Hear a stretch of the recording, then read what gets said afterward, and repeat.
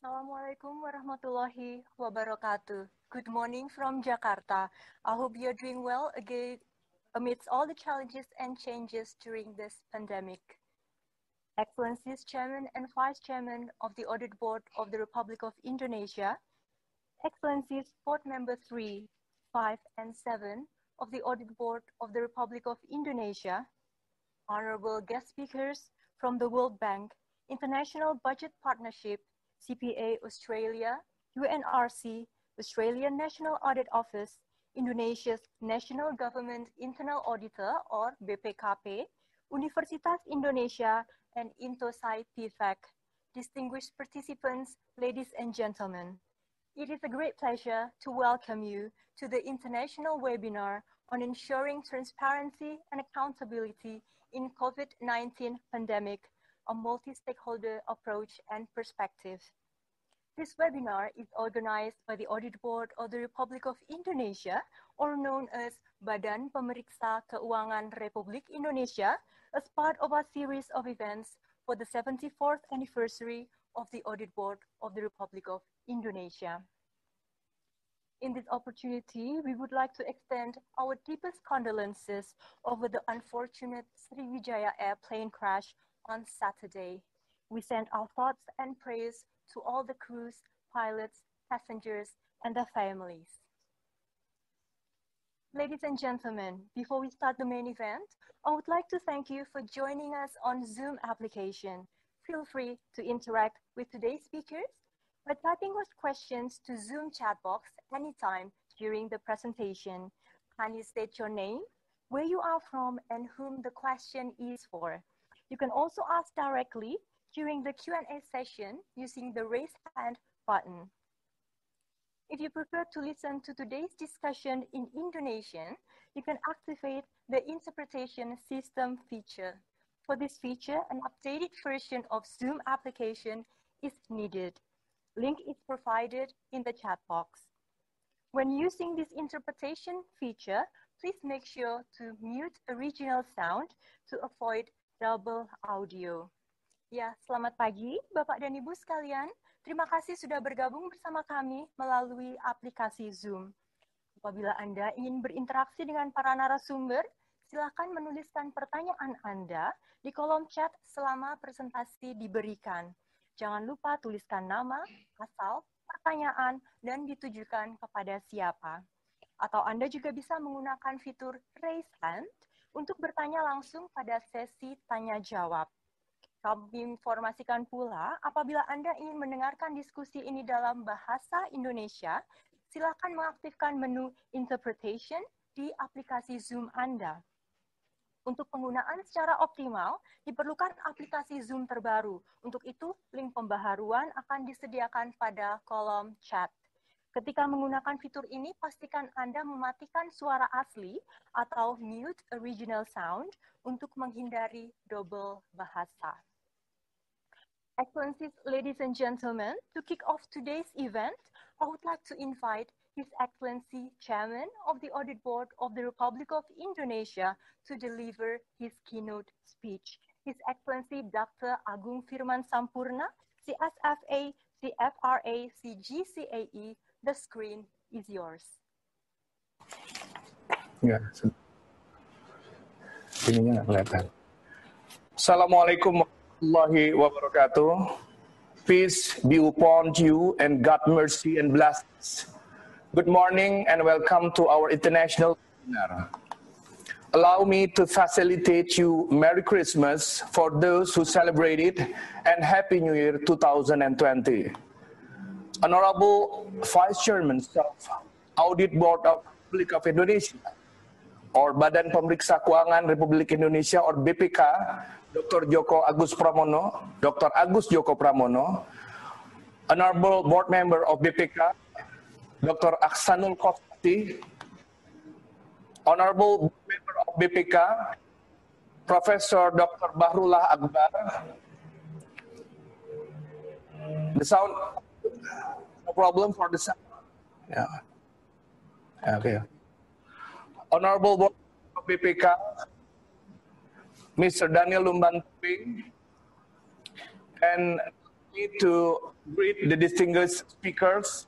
First, representative from World Bank, Intosai Policy, Finance and Administration Committee, International Budget Partnership, CPA Australia, United Nations Resident Coordinators, Controller and Auditor General of New Zealand, and the Account Chambers of Russia.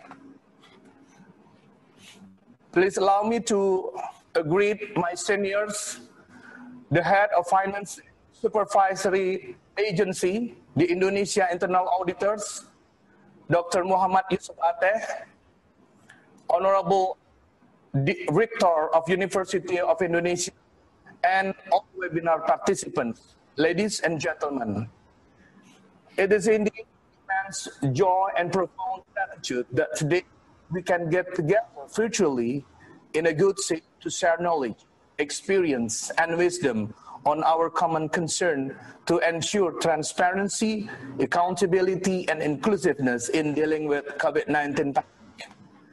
I really appreciate all distinguished speakers for their willingness and generosity to spend some time with us despite their tight schedules.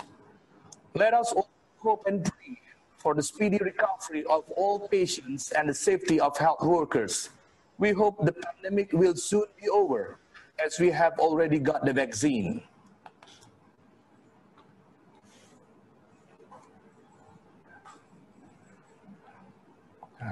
As we are concerned, the COVID-19 pandemic poses an enormous challenge to government worldwide. Not only single country is prepared for it, and therefore are still struggling to overcome it. The number of victims do not seem to have plateaued, with increasing negative socioeconomic, even impacting people as well. Globally, there have been reported more than 82 million COVID-19 cases and more than 1.8 million cases of fatality rate. In Indonesia alone, today, January 11, 2020, COVID-19 cases have reached more than 743,000, with roughly more than 611,000 people having recovered and more than 22,000 people having passed away. Even now, we are facing the worsened second wave. We have no other choice but to embrace the situation and to get used to it by adapting the new normal.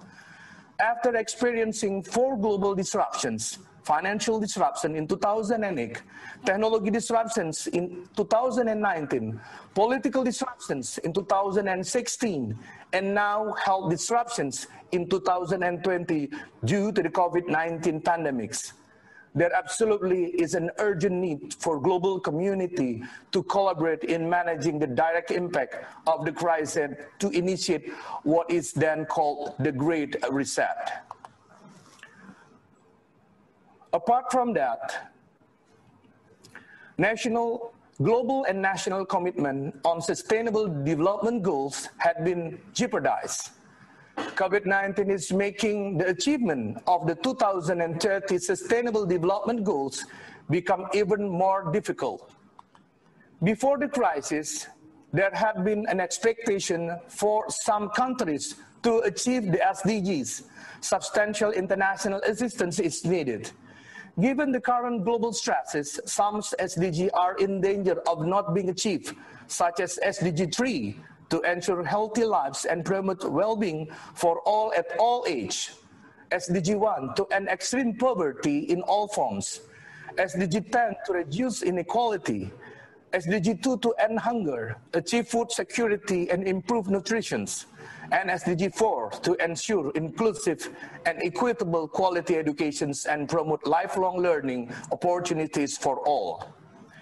COVID-19 has put the world economy in a bad shape and pushed millions of people back into poverty, worsening inequality and forcing many people to remain and even returns to living in extreme poverty. This can be seen from families diminishing capacity to provide necessities such as food and education for their family members. It is necessary for us to comprehend that we are currently in a very challenging situation ever. For BPK, we remain committed to our objective not only to measure the compliance, but also to provide solutions to address the national problems. In short, the missions of BPK is not only about what happened today or in the past, but also what about shall happen in the futures. In line with Oversight Principle 12, Value and Benefit of Supreme Audit Institution or SAIS, the presence and feasibility of the SAIS during the crisis have been more critical and crucial than ever. We individually and collectively are called to make difference to the lives of our citizens in these very moments of crisis. Ladies and gentlemen, governments around the world have established various incentives and policy to organize concerted effort to curb the spread of the virus and to provide that citizen well-being is maintained and public services are equitably provided.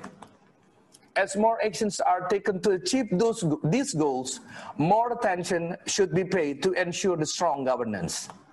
The risk of mismanagement, waste, corruptions, and fraud may more easily occur in time of sudden confusion, increasing the risk of not achieving the intended objective.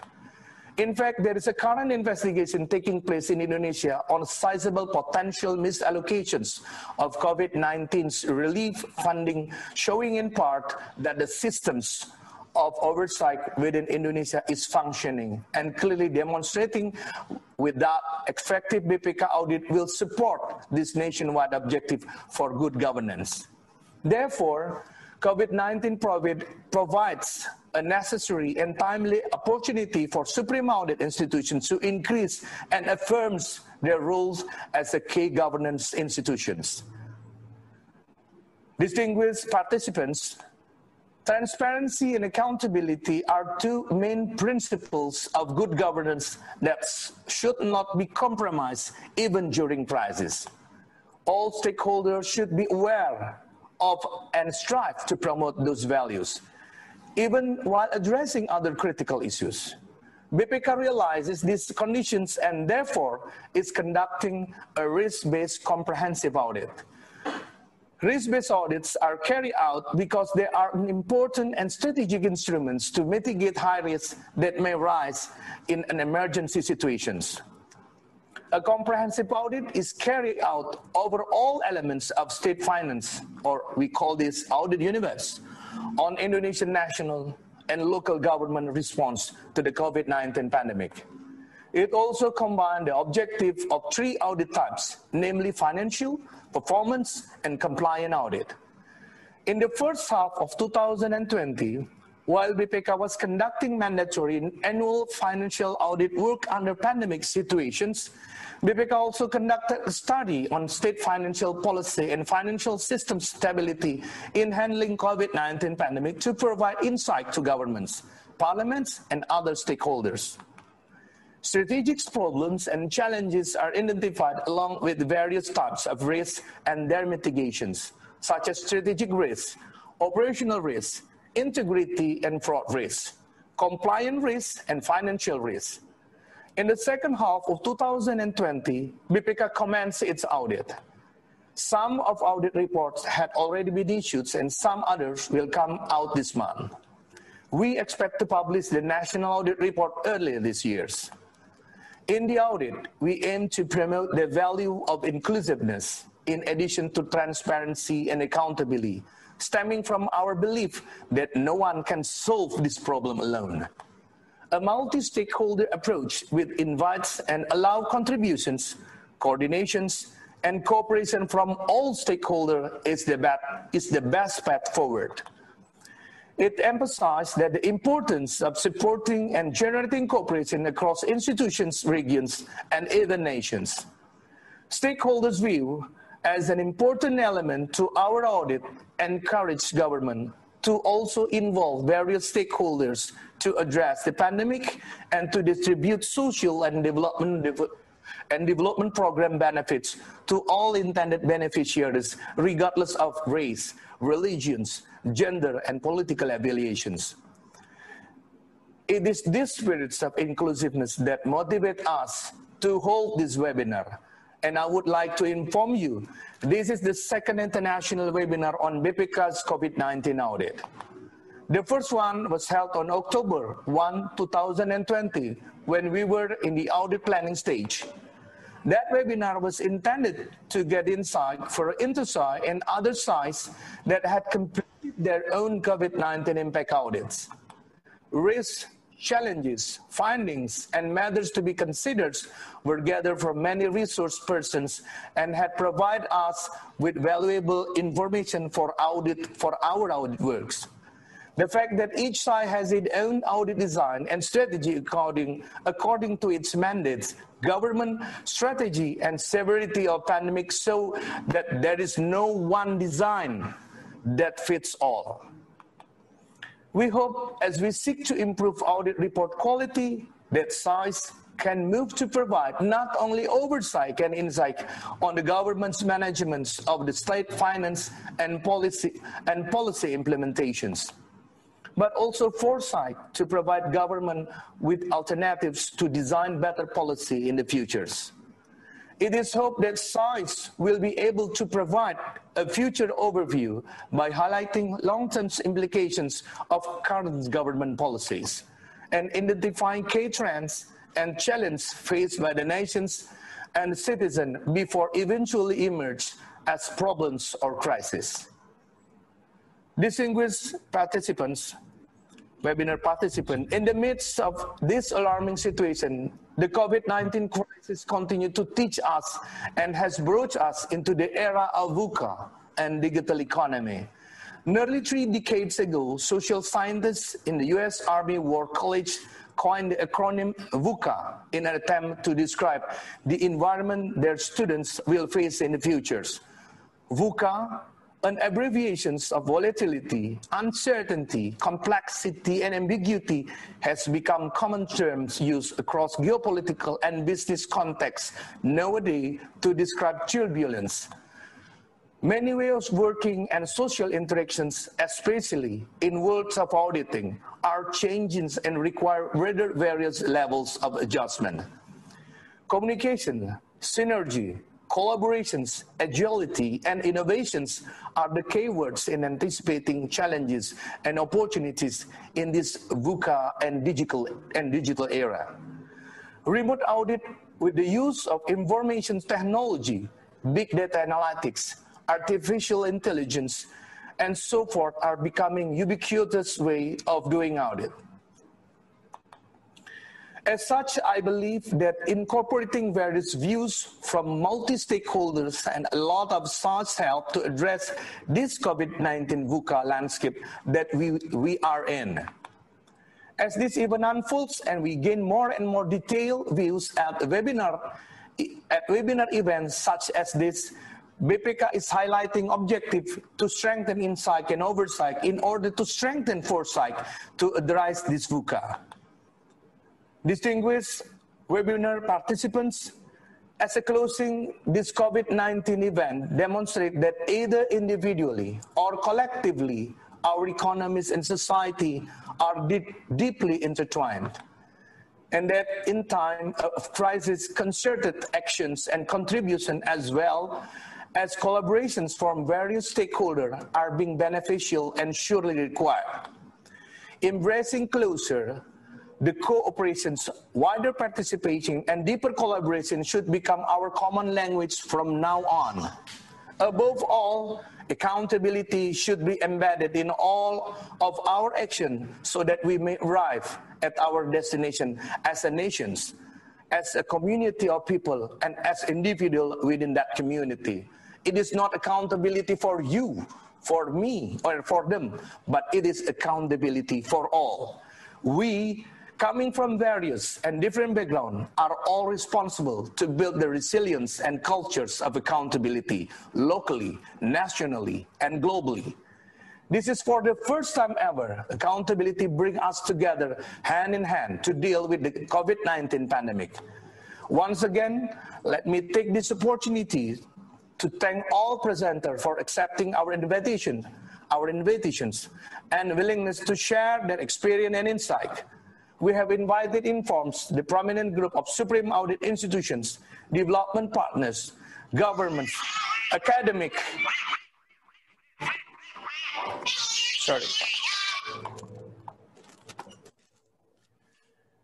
we have invited informs the prominent group of Supreme Audit institutions, development partners, governments, academic and professional organizations to gain variety of out-of-the-box and complementary views about COVID-19 problems and how government and Supreme Audit institutions may better address them.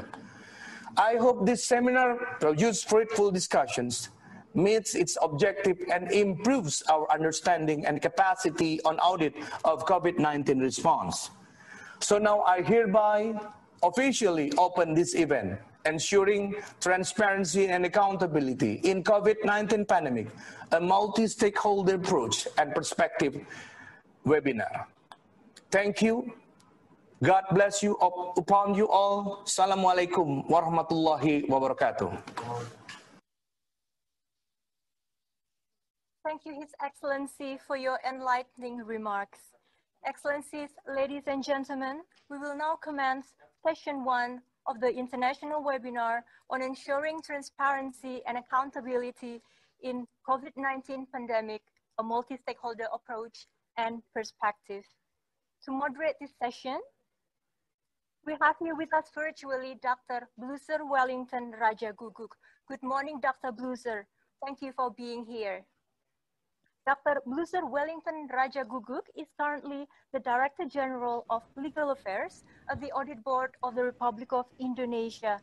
He completed his master's degree in accounting at Syracuse University in 1999, in his doctoral degree in management science at Universitas Negeri Jakarta in 2013. He also holds several professional certifications such as Chartered Accountant, Certified Public Accountant, Certified Forensic Auditor, and Certified Fraud Examiner. Now, without further ado, Dr. Bluser Raja Guguk, I hand over this platform over to you. Thank you, MC. Good morning, ladies and gentlemen. It is indeed a pleasure to see you all here, especially Chairman, Dr. Agung Firman, Vice Chairman, Dr. Agus Joko Pramono, honorable board members, Dr. Aksanul Kusasi and Professor Dr. Barullah Akbar, and all the present. I believe we all agree that the COVID-19 outbreak has been impacted every aspect of our life. Inevitable governments around the world have to adjust their activity while also ensuring the safety of citizens at their first priority. However, government cannot solve this alone. This crisis requires effective collaboration between all stakeholders within a single country, and at times even across national borders. Particularly in the field of transparency and accountability, government, supreme audit institutions, academic, development partners, and professional associations need to join forces to continue ensuring that state monies and emergency funds are properly spent and managed. Thus, this international webinar is organized to gather these various stakeholders to share their approaches or perspectives on how they identify and overcome risks that might hinder transparency and accountability. For that, I'm pleased and honored to have here with us for session 1 a list of prominent speakers from first the Audit Board of the Republic of Indonesia, Honorable Excellency Dr. Aksanul Kusasi. Second, the World Bank, Mr. Simdina. Third, the International Budget Partnership, Ms. Claire Souther. Good morning. And for CPA from Australia, Mr. Ram Subramanian. Good morning, Excellency, Lady, and all gentlemen. Thank you so much for being here. And ladies and gentlemen, participants of the international webinar, before I start inviting the first speaker, I would like to inform you that today's discussion will be delivered in English. However, should you need English to Indonesian interpretation or vice versa, you may activate the interpretation feature. Speakers will all deliver the presentation first about 10 minutes each. During the presentation, participants will have the opportunity to ask questions via chat box, and please state your name, where you're from, and to whom the question is for. The committee will note your questions to be addressed in Q&A sessions.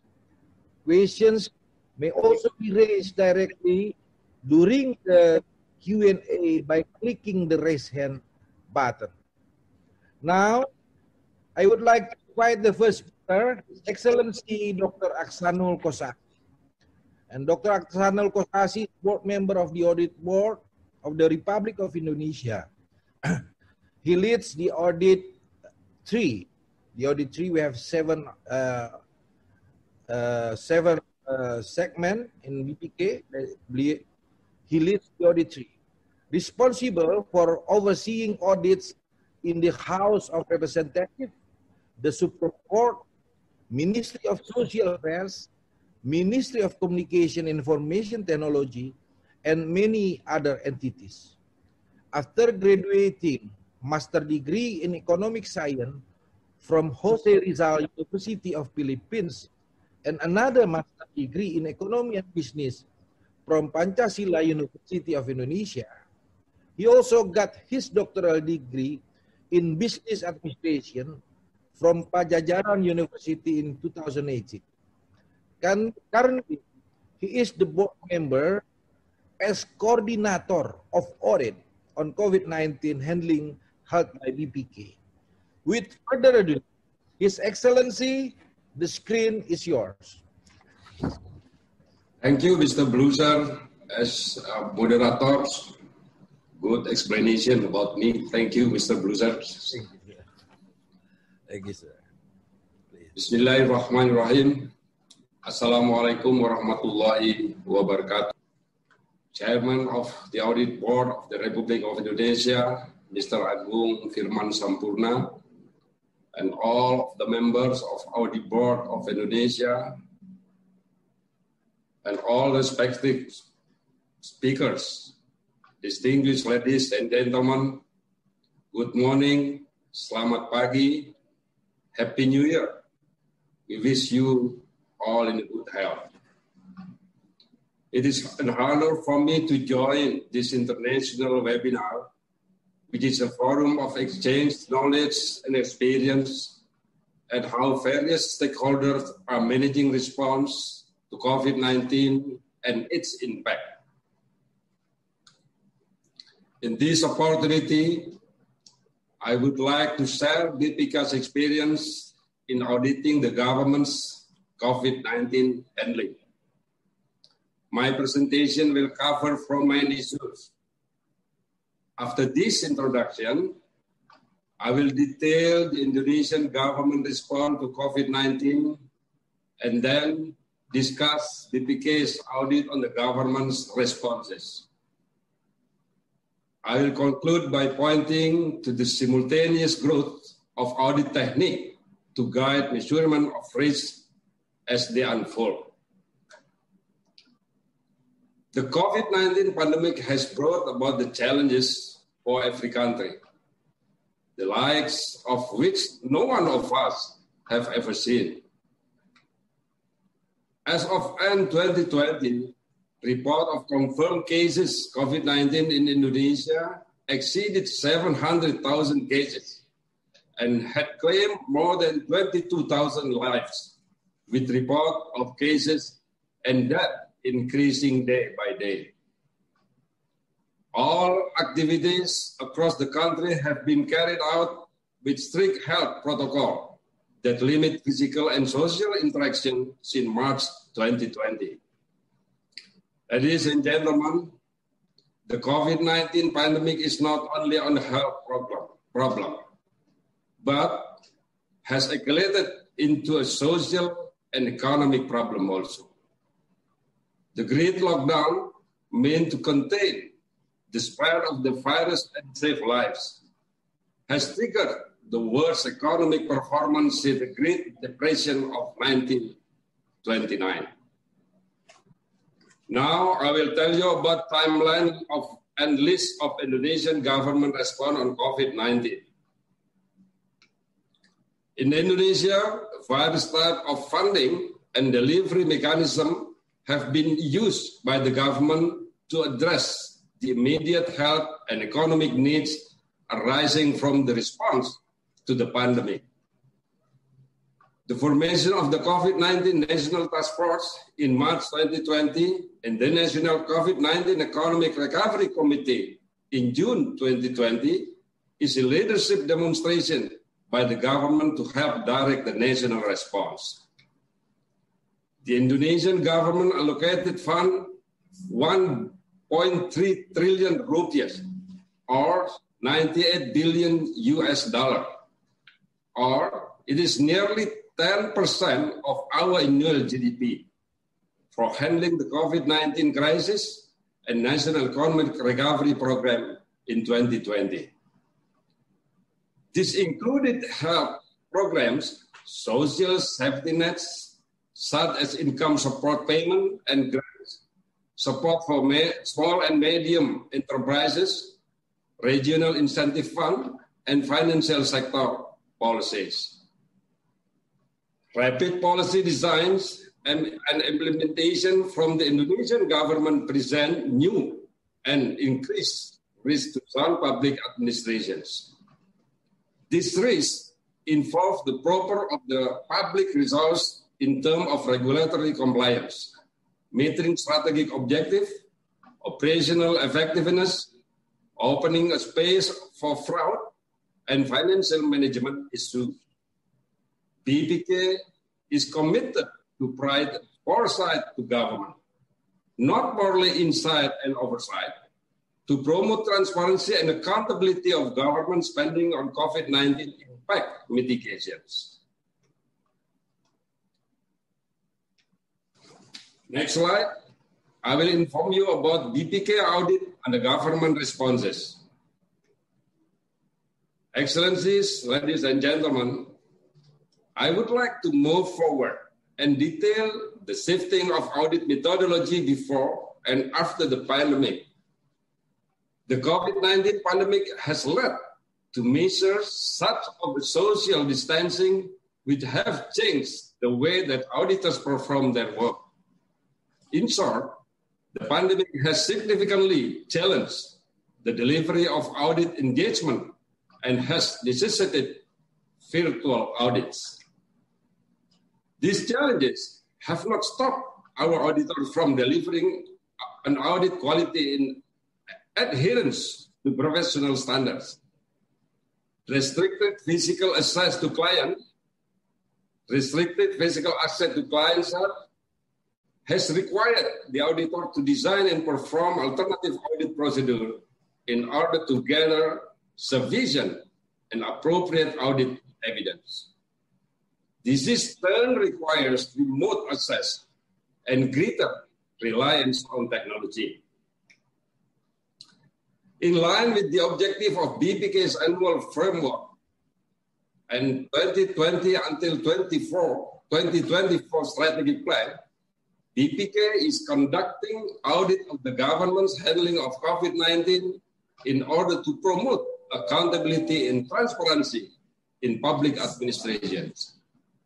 The strategy is flexible and adjustable to address the government's new initiative and changing pandemic situations and impacts.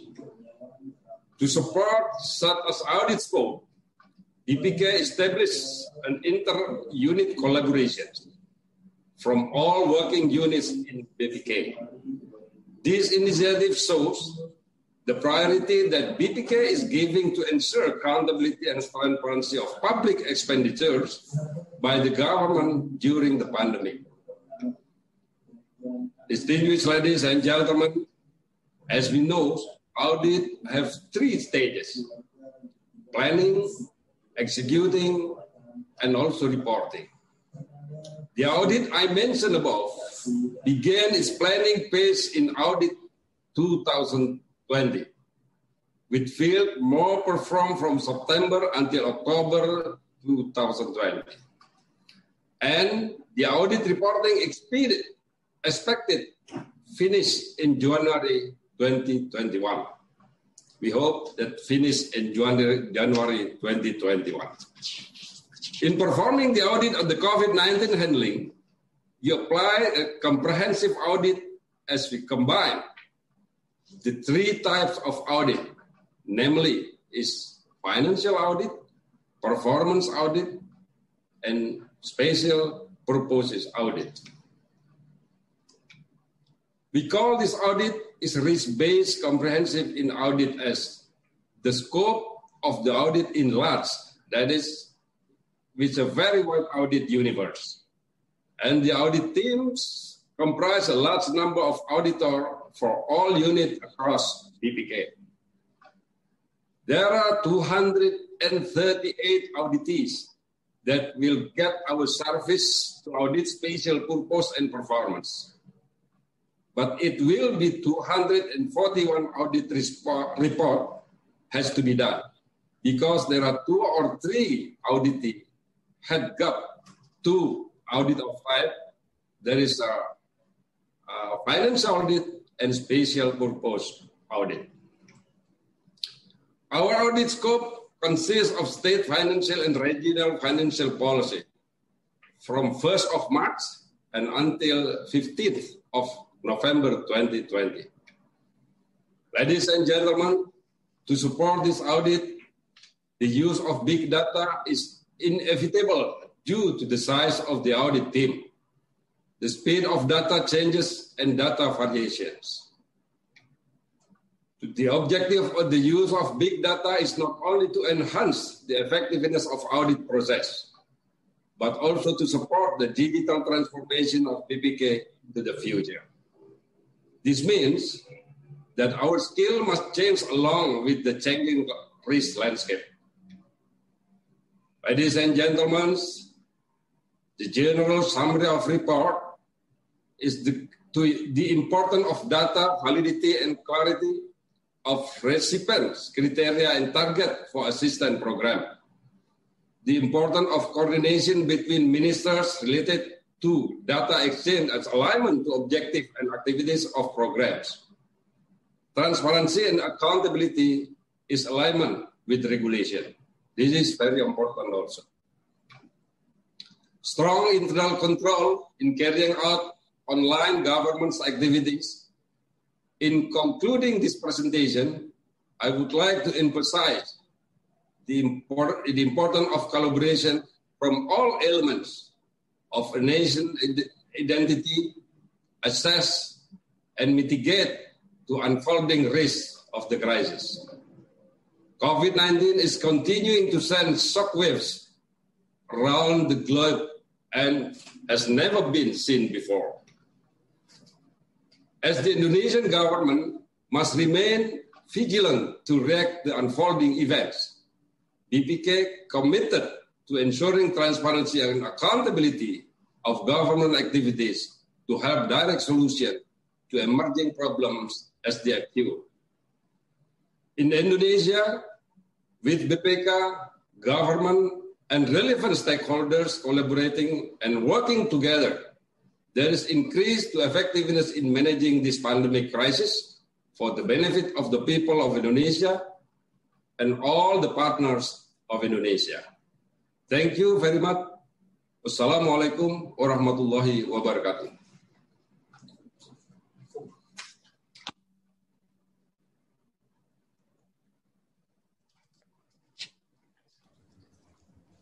Thank you, Excellency, Dr. Aksanul Kosasi, excellent presentation. If I may make a short summary about what Dr. Aksanul Kosasi said, it's in line with the objective 2020-2024, the strategic plan, BPK is conducting risk-based comprehensive audit of the government's handling COVID-19 that performed by an inter-unit collaboration team and supported by the use of big data.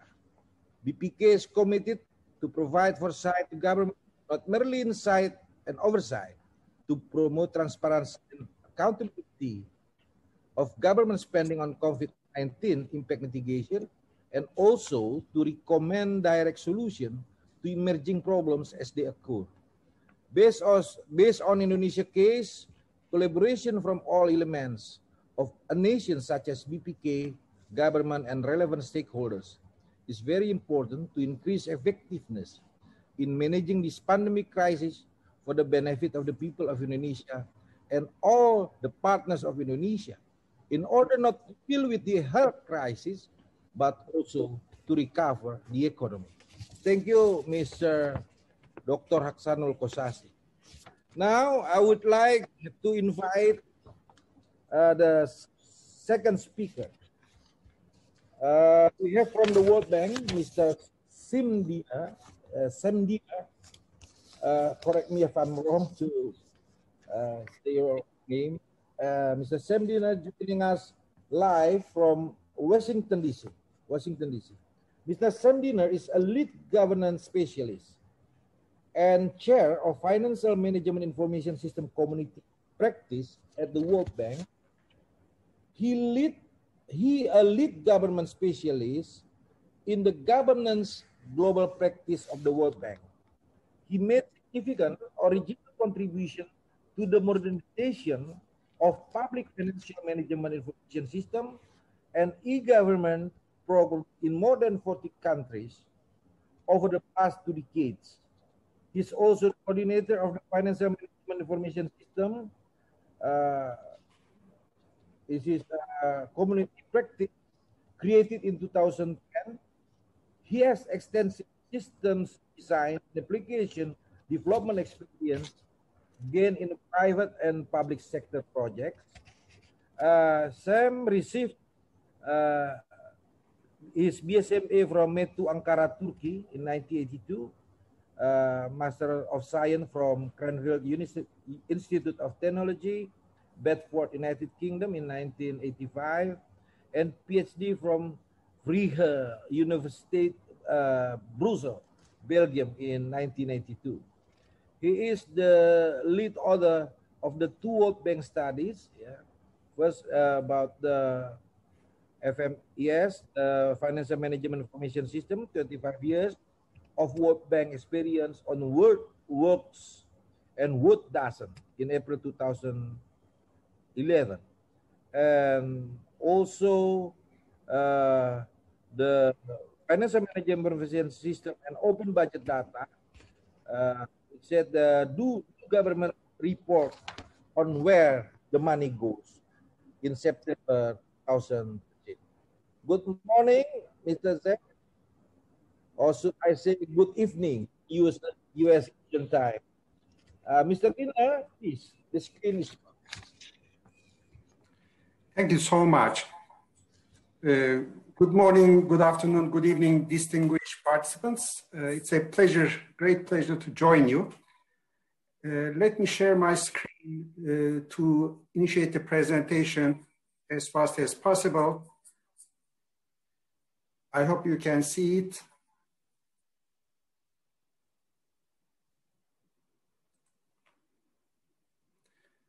So this is a short presentation just to give you a quick overview of what happened since the start of the pandemic, especially with a focus on technology, what we are trying to achieve in the field to ensure the transparency and accountability of especially financial management information systems within the last 10 months.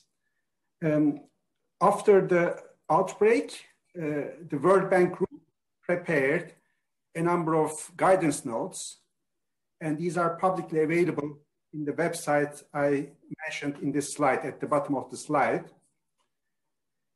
And I picked several relevant guidance notes here for your reference, but the main idea was to inform our member countries, practitioners, about the challenges, about the risks, and about the opportunities for using new and disruptive technologies to address the challenges that were brought with the pandemic. And to highlight some of the key aspects from the technology lens, we suggested, and we saw that it was happening in many countries, to go virtual to ensure business continuity. I think this was very critical for fast emergency responses. But while doing so, we also discussed with many client countries how to innovate and work around, find ways to track expenditure using technology wisely. And also how to make sure that we never lose the audit trail in these systems. And more importantly, how can we develop some solutions which can be sustainable and can be used after the crisis to be ready for similar challenges in the future. So these were the highlights of the guidance notes. And perhaps more importantly, we also emphasize the importance of GovTech in auditing. And I will briefly explain what we mean by GovTech for those of you who may not be familiar with the terminology. And the idea was how the governments can make best use of technology, both to support daily operational needs, but also to support the auditing practices in these difficult times. So keeping this in mind, I can quickly explain what we mean by GovTech. From the World Bank Group perspective, GovTech is a relatively new initiative launched 2 years ago as a whole of government approach to public sector modernization, promoting simple, efficient, and transparent government with citizens at the center of reforms. That's the short definition. And we have three areas that we want to emphasize in this approach. These are visible in many digital government activities, as you may know, but we are emphasizing that currently and in the near future, investments, modernization efforts should focus on the whole of government approach. There is really little time and money to spend on fragmented, disconnected system, which doesn't really help on decision making or monitoring or auditing anymore. Also, we are also emphasizing the importance of designing citizen-centric services that are universally accessible, meaning that can we go beyond the web portals and provide especially mobile access to remote sites so that we can increase the participation of population, citizens, businesses. And finally, can we perhaps focus on new technologies to simplify cost effectively the government systems and operations so that we can reduce the cost and minimize the duration of improving systems. There are other aspects which I don't want to go into detail here, but it's really all about establishing a GovTech ecosystem to ensure that there are sustainable solutions in place. And this diagram perhaps can quickly summarize what I was trying to say so far. GovTech is really, to us, the new frontier in digital government transformation with a focus on specific aspects. Rather than doing things as usual, can we do things more cost effectively, in terms of speed, rapidly, and by taking into account the whole of government approach? That's the key point, I guess. And from the World Bank perspective, we are focused on four major dimensions, four foundational blocks, let's say, of GovTech. As I said, we are trying to enhance user-centric services with a focus on universal accessibility. Plus, we are trying to enhance, this is the major part of the World Bank agenda, core government systems over the years, but this time with more focus on whole of government approach. We are also making sure that citizen engagement is an integral part.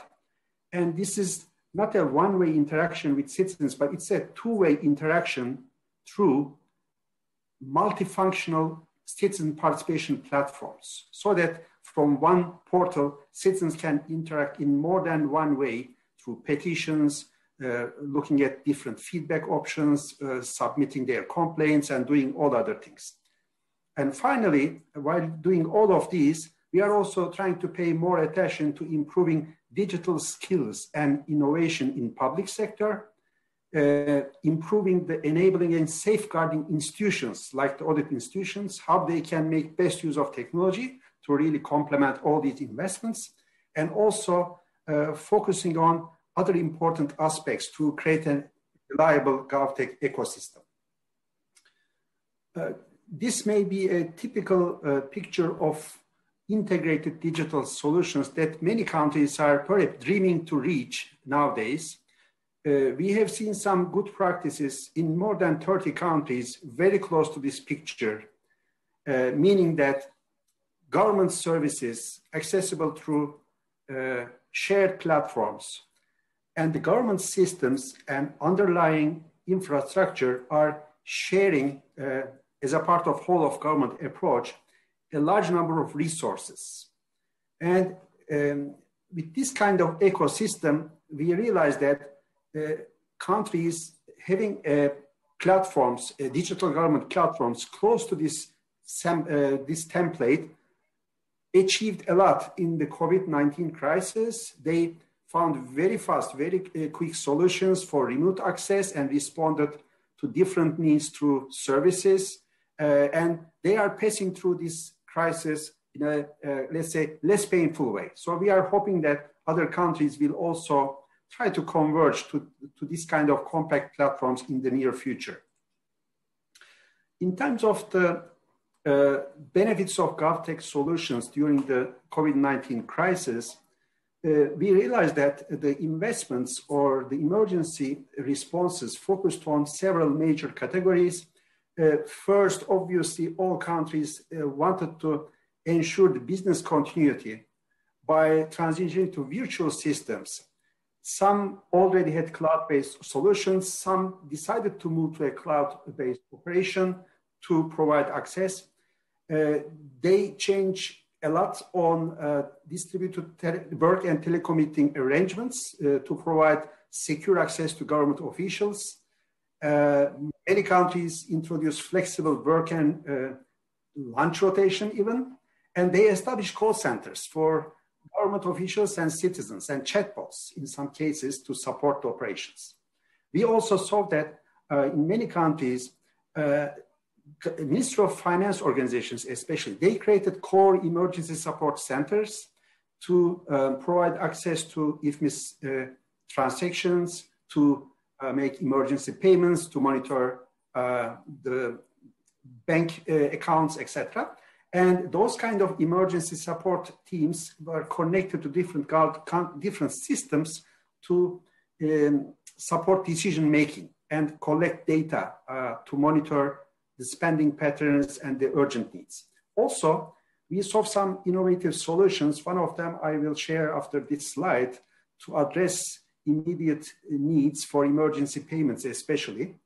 And finally, many countries realize that they have to be ready for the next disaster, unfortunately, to say this, because many people, after realizing the lack of readiness, lack of attention to these key details, they said we cannot afford to do the same. So they are developing plans for the recovery, reconstruction mode to be more resilient in these operations.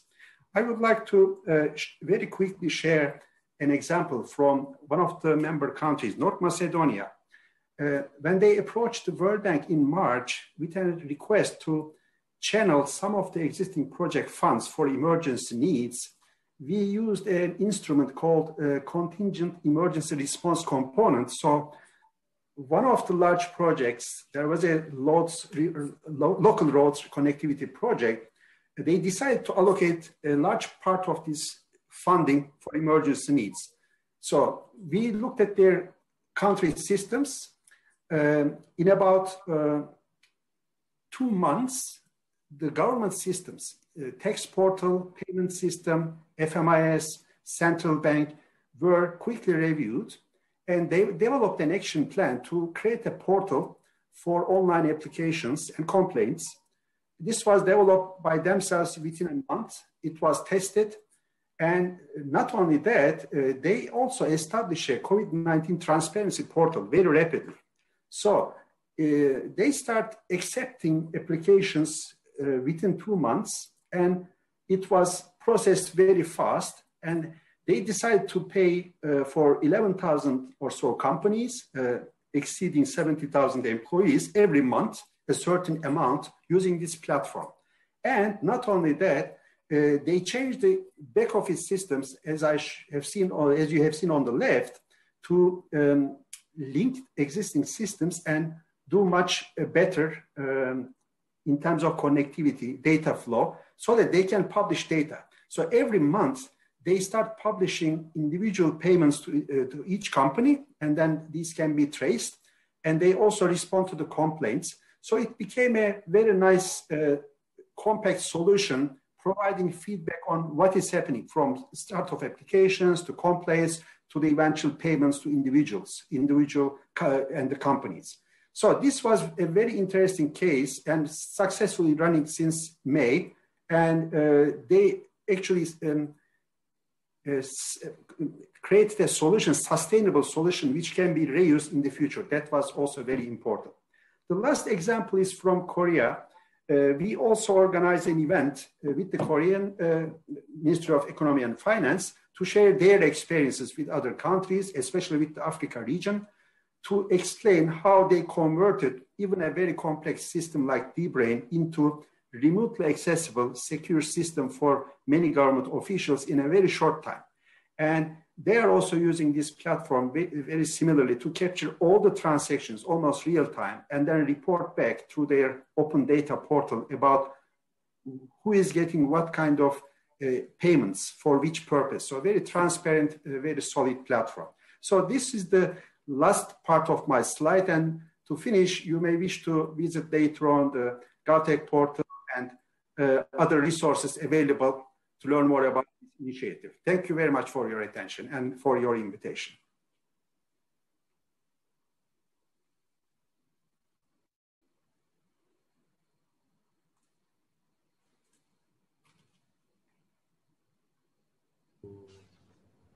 Thank you, Mr. Sendinar, for a clear and meaningful presentation.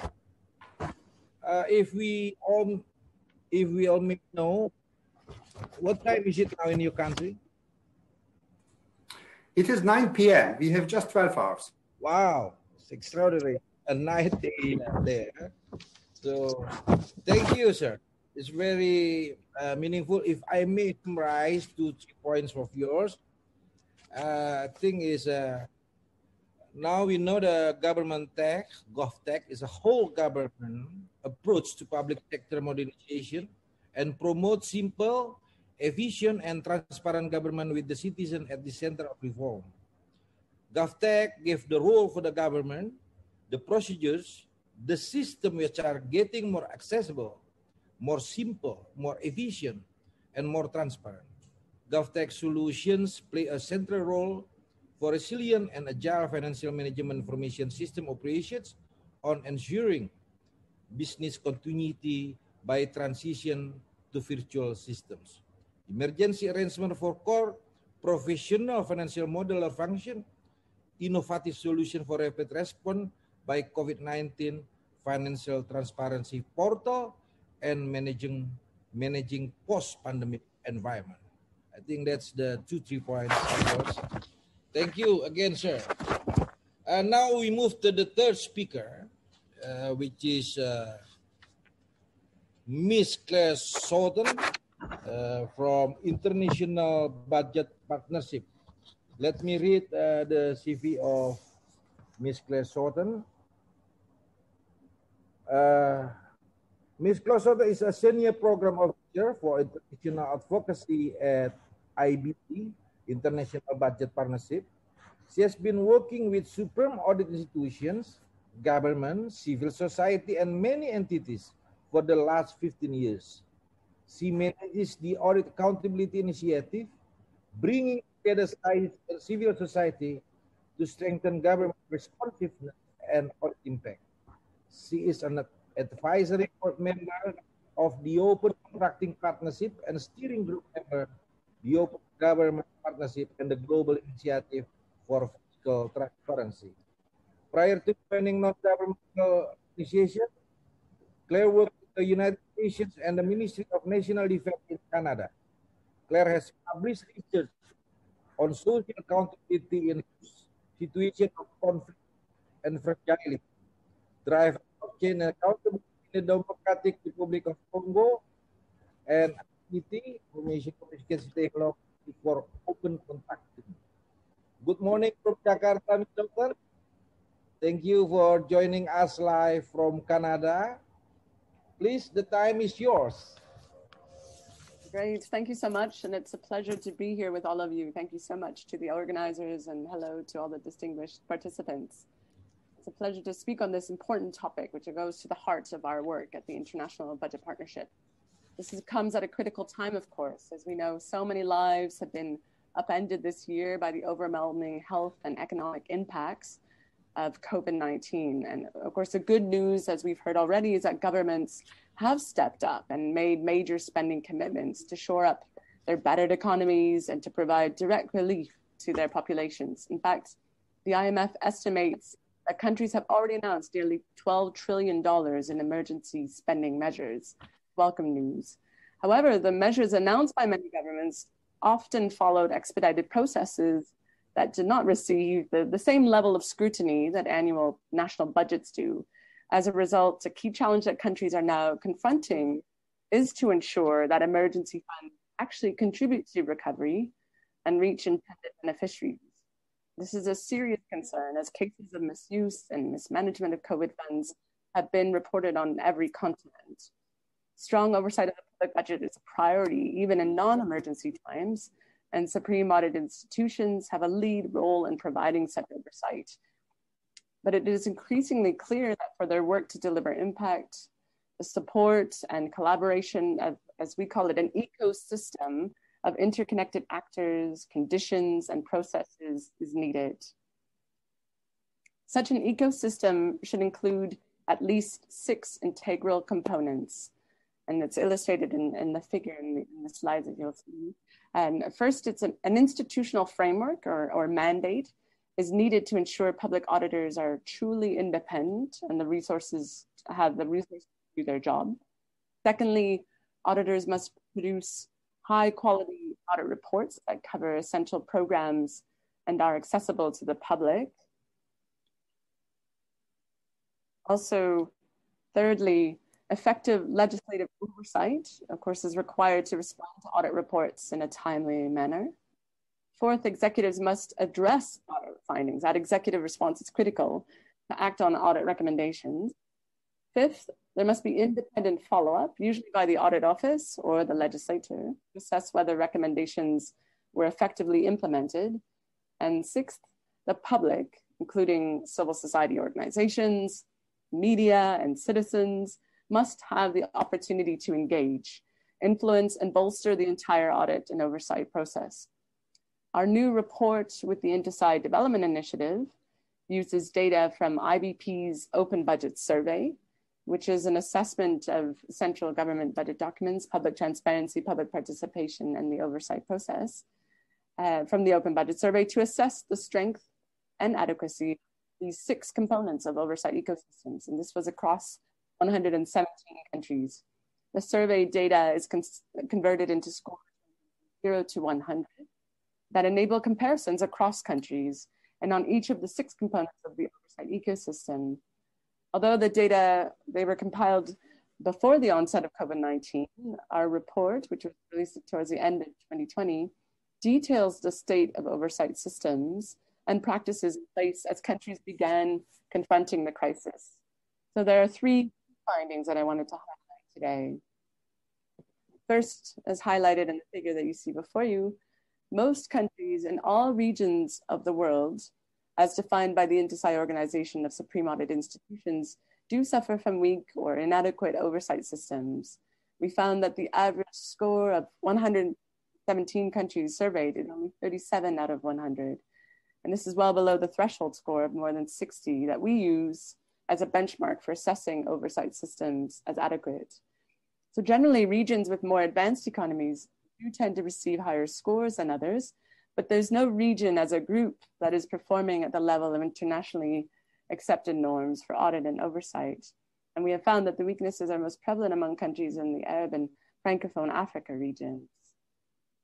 Now, a second key finding is that countries generally have supreme audit institutions that are able to operate independently and with adequate resources. You can see in this figure here. On this measure, countries receive a global average score of 76 out of 100, which makes this the only component scoring above 60, which again is the threshold for adequacy. Yet, while this component is seemingly strong overall, the average score is a worrying issue.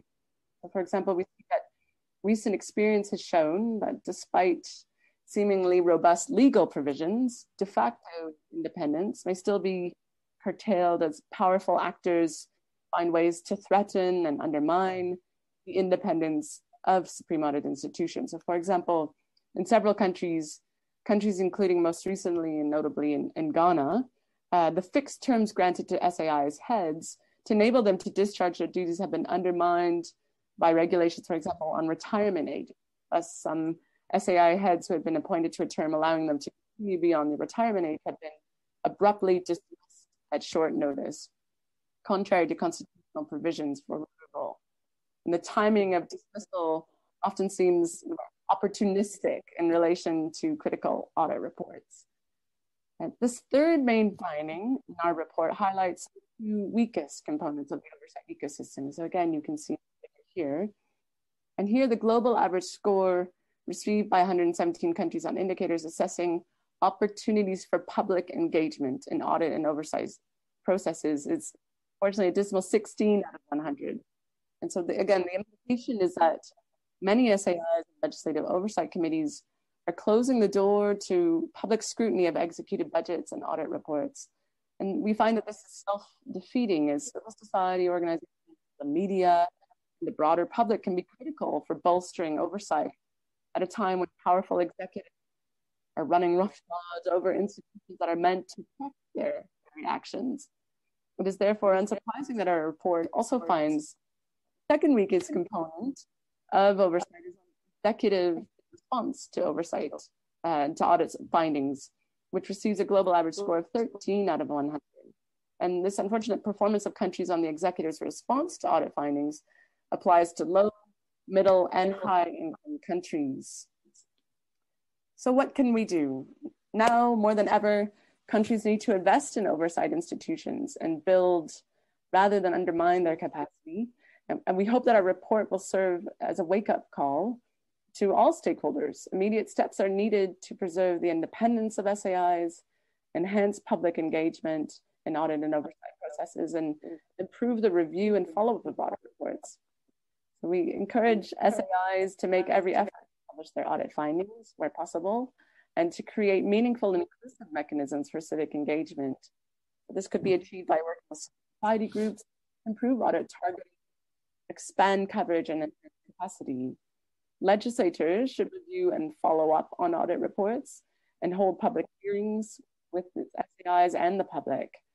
They should also ensure that SAIs have the mandate, the independence, and the resources to conduct and publish relevant, high-quality audits on the use of emergency funds. Civil society, we have a role to play, of course, too. We should follow the example of our counterparts in Ghana, but also in many other countries where they are championing the independence of SAIs and calling on governments when audit independence is threatened. They should also engage with SAIs in a dialogue on priority and high-risk areas for audit promote the visibility of audit reports and recommendations, and urge the executive branch to use this information in their fiscal reports. We have seen great examples of SAI civil society collaboration, including social audits adapted to the current COVID context in cases like the Philippines and South Africa, but also in countries like Indonesia, where our colleagues are working and supporting social audits, as well as on the follow-up, that critical follow-up of audit recommendations. And here the International Budget Partnership is supporting SAI civil society collaboration in countries such as Argentina, Ghana, Nepal, Sierra Leone, and Tanzania. And would you please share more about this information? Finally, donors should explore opportunities for cross-sectoral support to all institutions that form the audit and oversight ecosystem, and push back when the independence of Supreme Audit institutions and partner countries is threatened. Finally, government should direct audited public organizations to make all information available to public auditors and take appropriate action on audit findings. Finally, the next steps in terms of our open budget survey, we are conducting a transparency and accountability assessment of COVID-19 spending, and those results are due out in April 2021. We would be delighted to engage with you all in this process, take up those findings, and really further with our civil society partners around the world. We are excited to contribute to the work and impact of Supreme Audit institutions, including the transparency, accountability, inclusiveness audits that many of you are conducting in this critical pandemic stage. And we look forward to continuing our collaboration and dialogue with you. Many thanks. Thank you.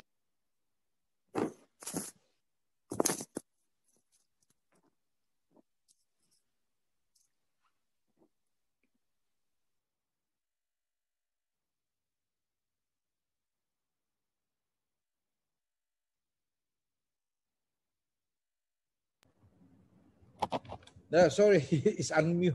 I just muted by the system. So what time is it now in your country? It's almost the same with the Washington DC or what? Oh, okay. All right. I think the system's closing you. All right. Thank you again, Ms. Claire. We already heard from the representative of donors, both from the World Bank and the IBP. Thank you, both of you. And now we come to the last speakers for this first session. We go to Mr. Ram Subramanian from Certified Practicing Accountant, Australia. Mr. Ram Subramanian is a policy advisor in reporting within the policy and advocacy team at CPA Australia. Ram leveraged his technical expertise to effectively communicate key messages in reporting to finance professionals and others with a stake in business and social enterprises. His key responsibilities include formulating policy positions and commenting on reporting developments, including input to developments in the not-for-profit sector. In his role, Ram is also involved with the provision of technical support to CPA Australia membership and other stakeholders, and representing CPA Australia in various forums. Dan juga para pemangku kepentingan dan mewakili CPA Australia di berbagai forum. Sebelumnya Bapak Ram sudah bekerja dalam berbagai peran senior di sektor praktik di Inggris selama beberapa tahun. Bapak Ram ini sudah juga memiliki jabatan sebelumnya yang terlibat dalam mengelola layanan penasihat teknis di dalam lembaga akuntansi profesional besar di Inggris. Selamat pagi, Pak. Di tempat Bapak masih pagi ya, Pak? Kalau untuk saya sore. Baik, selamat sore. Terima kasih sudah bergabung dari Australia. Kami persilakan Bapak Ram. Good morning, everyone, and thank you to the Audit Board of Indonesia for the opportunity. Selamat pagi, in my brief presentation today, I'm going to talk to matters that are equally relevant to both the for-profit sector and the public sector. Whilst we are getting the slides up, I will speak to those slides point by point. The first slide I have, if you could move to the next slide, please. Looking at the need for market confidence, one of the inevitable byproducts of the global pandemic has been economic uncertainty. Economists and financial experts are still trying to come up with theories for the capital market behaviors that we have observed in the last year or so. Before I go on, I just to say that anything that I'm going to mention today is equally relevant to both the for-profit sector and the public sectors as well. So I'll carry on that basis. A quick example of the strange market behaviors being observed. We all know about the company that makes revolutionary electric cars, Tesla. Did you know that Tesla has surged in value this year and hit a market value of $700 billion for the first time last week? That makes Tesla more than Toyota, Volkswagen, Hyundai, General Motors, and Ford combined. Where's the justification for this valuation that the market has placed? Now, while this is an interesting anecdote and doesn't really have any direct bearing on the topic I'm speaking about today, and indeed the market valuation of Tesla may not be linked to the current prices at all, it is just one example of the market behaviors we have been observing recently. In these certain times, it is ever more important for investors, this is in the for-profit space, and stakeholders in the public sector, to have confidence. And financial reports are the important window into corporate performance and public sector performance that should assist stakeholders gain important information into the entities they are interested in. So looking at some of the challenges for preparers and auditors, there are many, many challenges that preparers of financial statements and their auditors have faced during this crisis. But if I were to summarize them in 5 points, the first one would be access to information. No surprise there at all. And this is equally applicable to both the preparers and the auditors. Now, obviously, with various government lockdowns, working virtually, there have been multiple challenges in accessing information, particularly with the audit profession. We already heard about some of the ways in which auditors are trying to overcome these challenges of obtaining adequate, sufficient audit evidence. The second challenge I would summarize as the relevant accounting standards or auditing standards that need to be applied and how to apply them. I'll just give you an example. Say an entity has the cancellation of an important contract with a customer.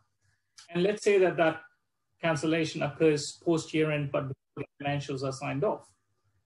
A number of accounting standards may be relevant in this situation. IAS 10, which is on post-balance sheet events, IAS 30 on provisions and contingent liabilities, etc. Possibility there for provisions to be met or onerous contract provisions to be considered. IAS 1 might also be relevant if there are going concern issues that could arise out of this particular issue. And finally, IFRS 15, which is the new standard on revenue, which could also be relevant if there is a cancellation of a contract with a customer.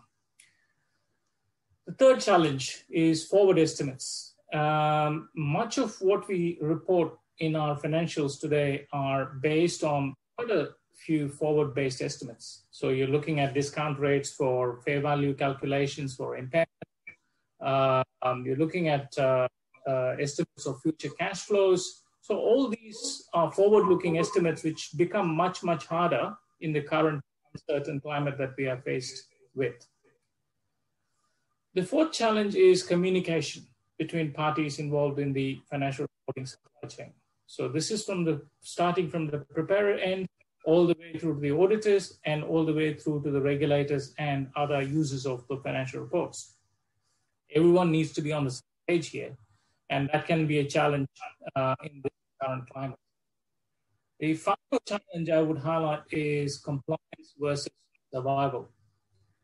I think we all acknowledge that whilst compliance with various regulatory requirements is important, what's probably even more important is the survival and sustainability of operations.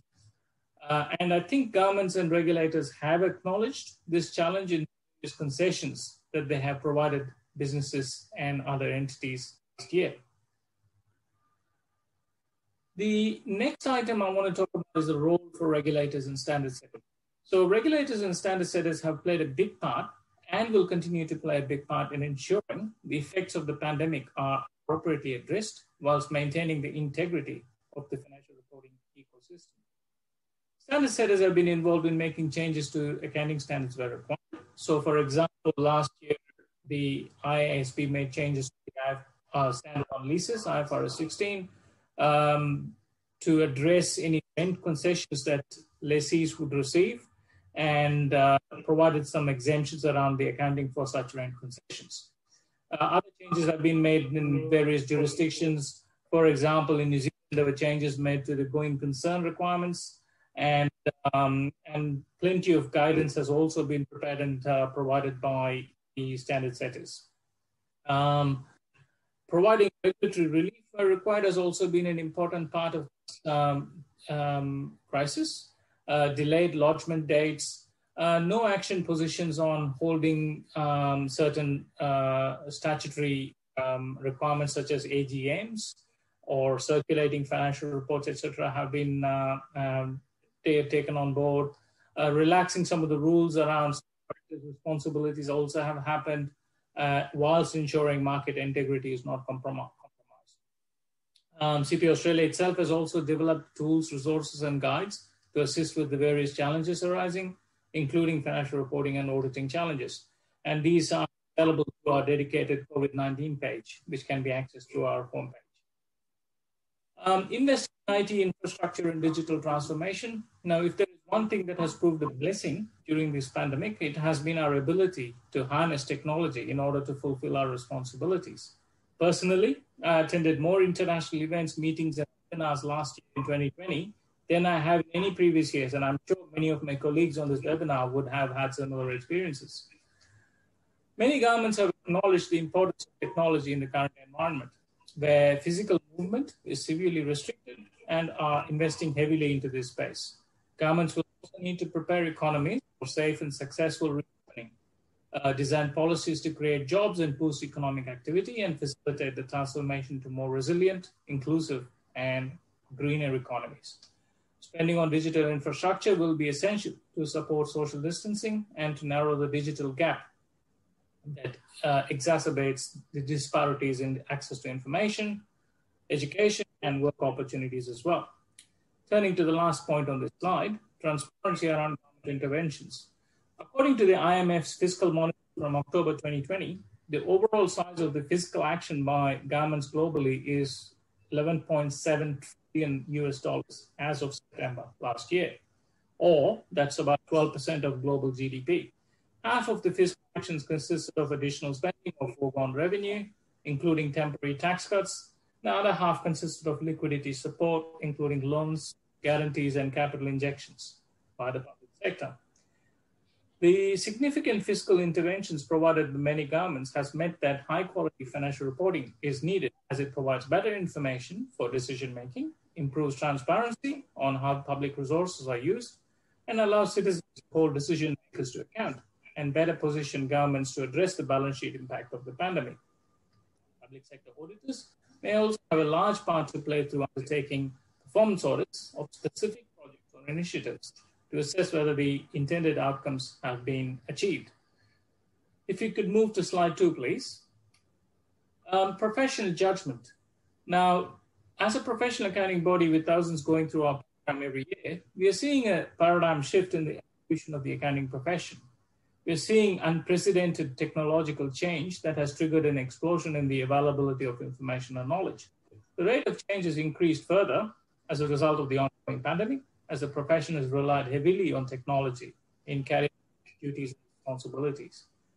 Accountants are no longer the keepers of double entry-based accounting systems or tasked with balancing the books. All that is taken care of by machines. And as automation of accounting systems evolve further, the involvement of human accountants in the more traditional accounting process is going to get lesser and lesser. So where does this leave us as a profession? Well, although the more traditional and conventional forms of basic accounting are now taken care of to some extent by automation, the higher forms of accounting expertise are very much the domain of human professionals. And this is where we will make a difference.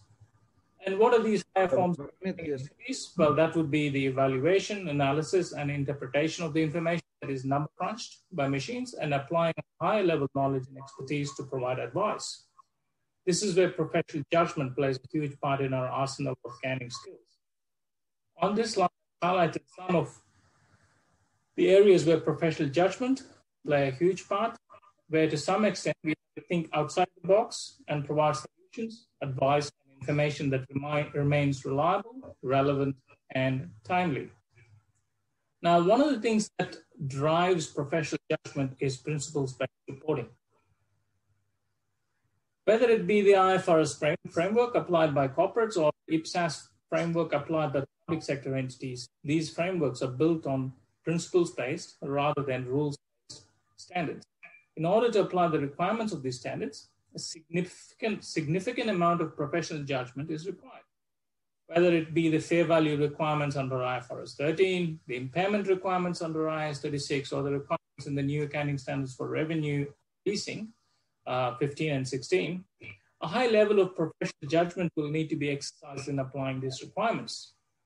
Just as an example, when determining the term of the lease under the new leasing standard, not only are you required to take into account the standard term of the lease, but you're also required to look at any option periods that the lessee is reasonably certain to exercise. Now, the key words here are reasonably certain. Considering whether such option period should be taken into account when working out the lease term is where professional judgment comes into play.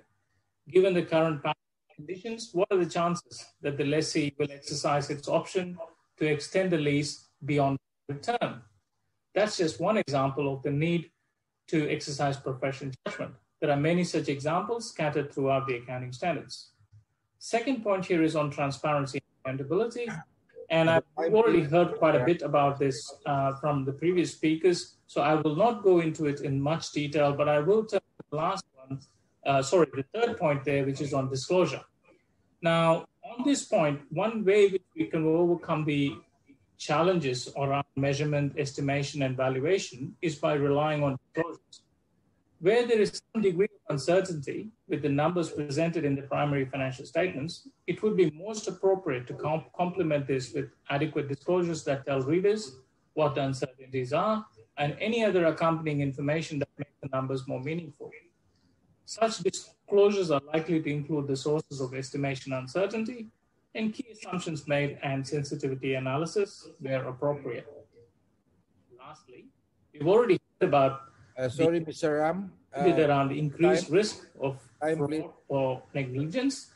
And we're all being exposed to a variety of new risks related to virtual operations, cybersecurity challenges, and challenges in relationships with customers and suppliers that put pressure on operations and service delivery. This new environment creates a higher risk of fraud or negligence, including the potential for improper financial reporting practices. The public interest obligation and professional judgment of professional accountants will come under greater scrutiny in the current climate. Information cannot be taken at face value without an appropriate level of skepticism and challenge. Maintenance of an effective control environment, organizational culture and governance, and a reassessment of fraud and reporting focused on material areas will all be important factors ensuring the integrity of the reporting processes are maintained. Could we move to the next slide, please? This is just our contact details for our office in Indonesia. And I think that concludes my presentation. So thank you very much for listening. Thank you, Mr. Ram.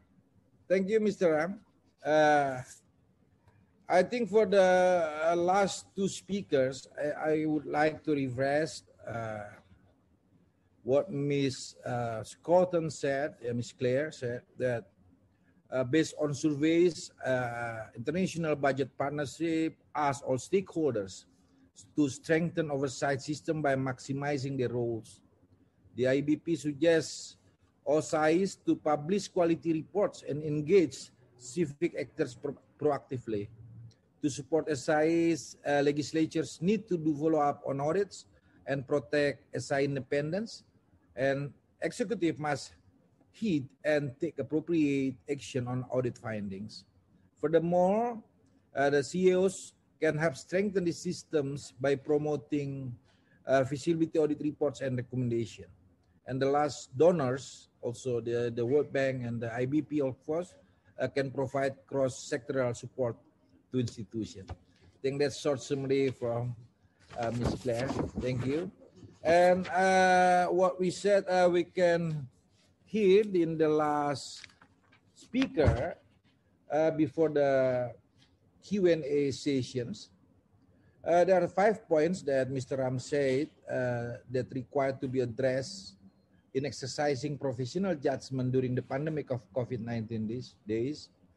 First, need for market confidence, challenges for preparers and auditors, the role for regulators and standard setters, investing in IT infrastructure and digital transformation, transparency around government intervention. And in addition, exercising professional judgments must also take into account principle-based reporting, transparency and accountability, disclosure of judgment to relevant stakeholders. And auditors must also be mindful of increased risk of fraud or negligence that could arise while conducting the audit. I think that's all for the summary of all the 4 speakers. And now we come to the Q&A session. From the chat, we already have some questions. There are 3 questions now. I think it could be to donors. Yeah, it's specifically to Mr. Sam Denner. From the Intosai Development Initiative, yeah, to the World Bank. The question is, to what extent can GovTech pursue data disaggregation available? Yeah. To what extent can GovTech pursue data disaggregation available? And by then, we could take important information for ensuring no one left behind. This is the percent. Could I just say that all question and then you answer it accumulately, yeah? Sure. So, and yeah, Mr. Sam, is okay for me? Actually, I read all the questions. Oh, perhaps right. I can combine and respond to all of them to save some time very quickly, if you don't mind. Okay, please, Mr. Okay. Sam.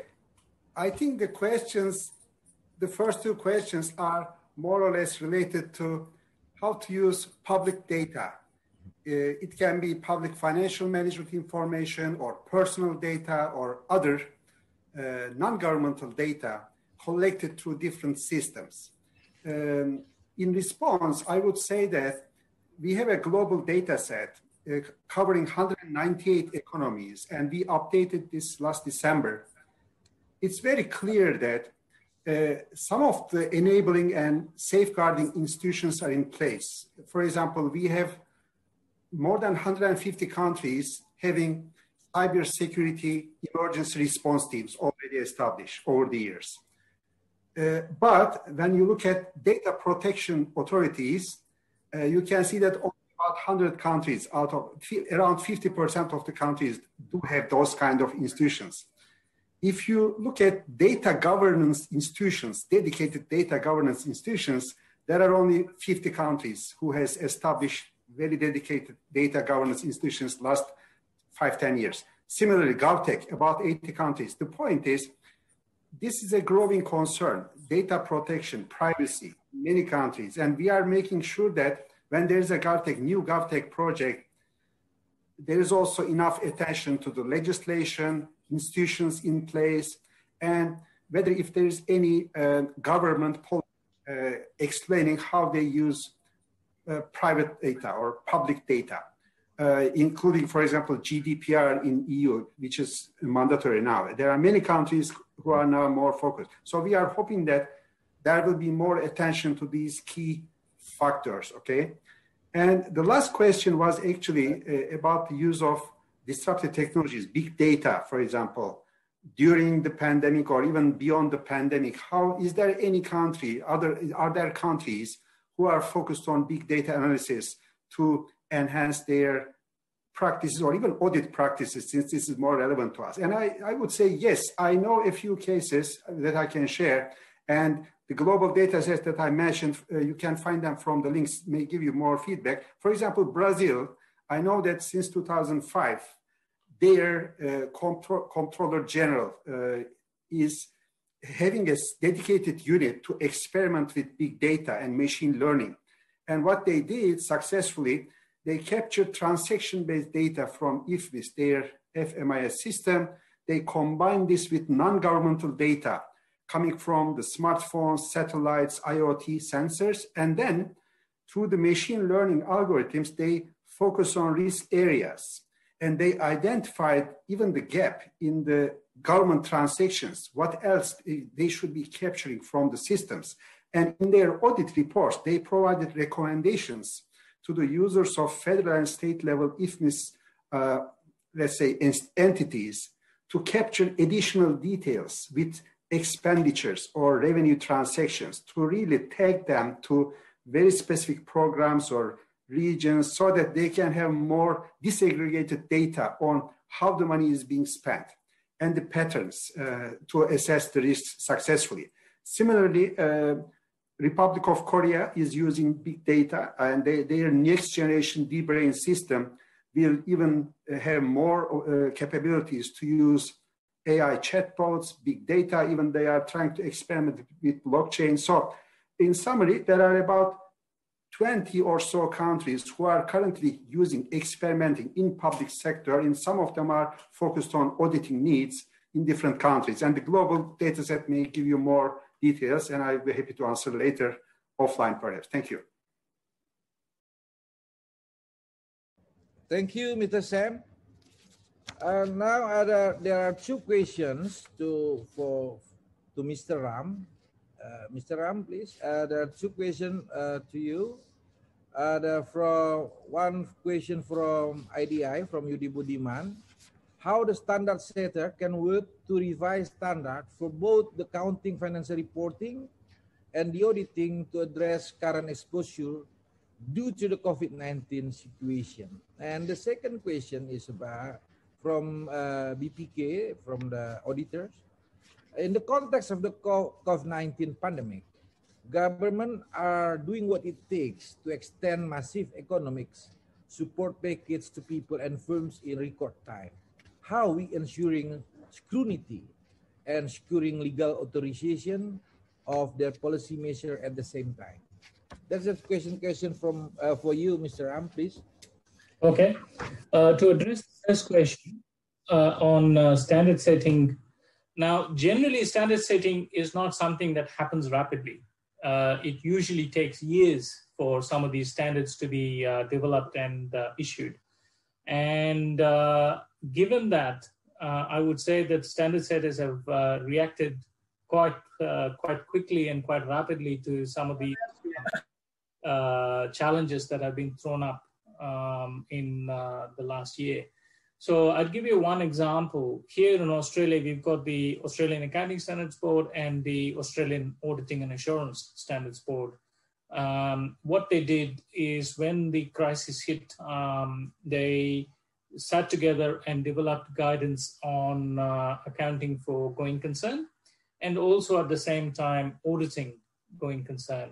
So it was a joint publication issued by the two boards that looked at how preparers should address going concern issues in the current climate, equally how an auditor should address the audit of going concern matters when the financial reports are subject to audit.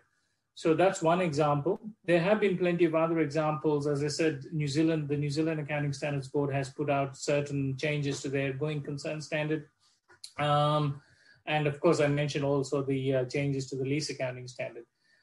So standard setters are reacting as best as they can, because it is a fairly onerous and time-consuming exercise when standards have to be changed. But given the circumstances, they've done an admirable job, I would say. So that's in response to the first question. So in response to the second question around the government initiatives and the economic support packages, what scrutiny and legal authorization are being undertaken.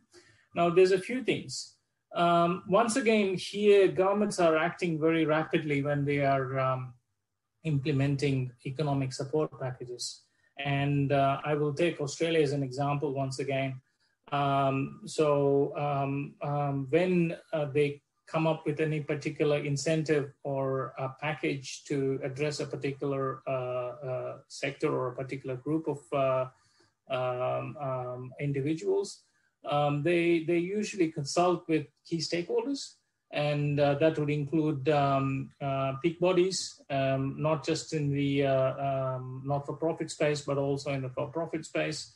For example, CPA Australia is part of various such groups, advisory groups and consultative groups which provide input to the government in determining what incentives are being developed and provided.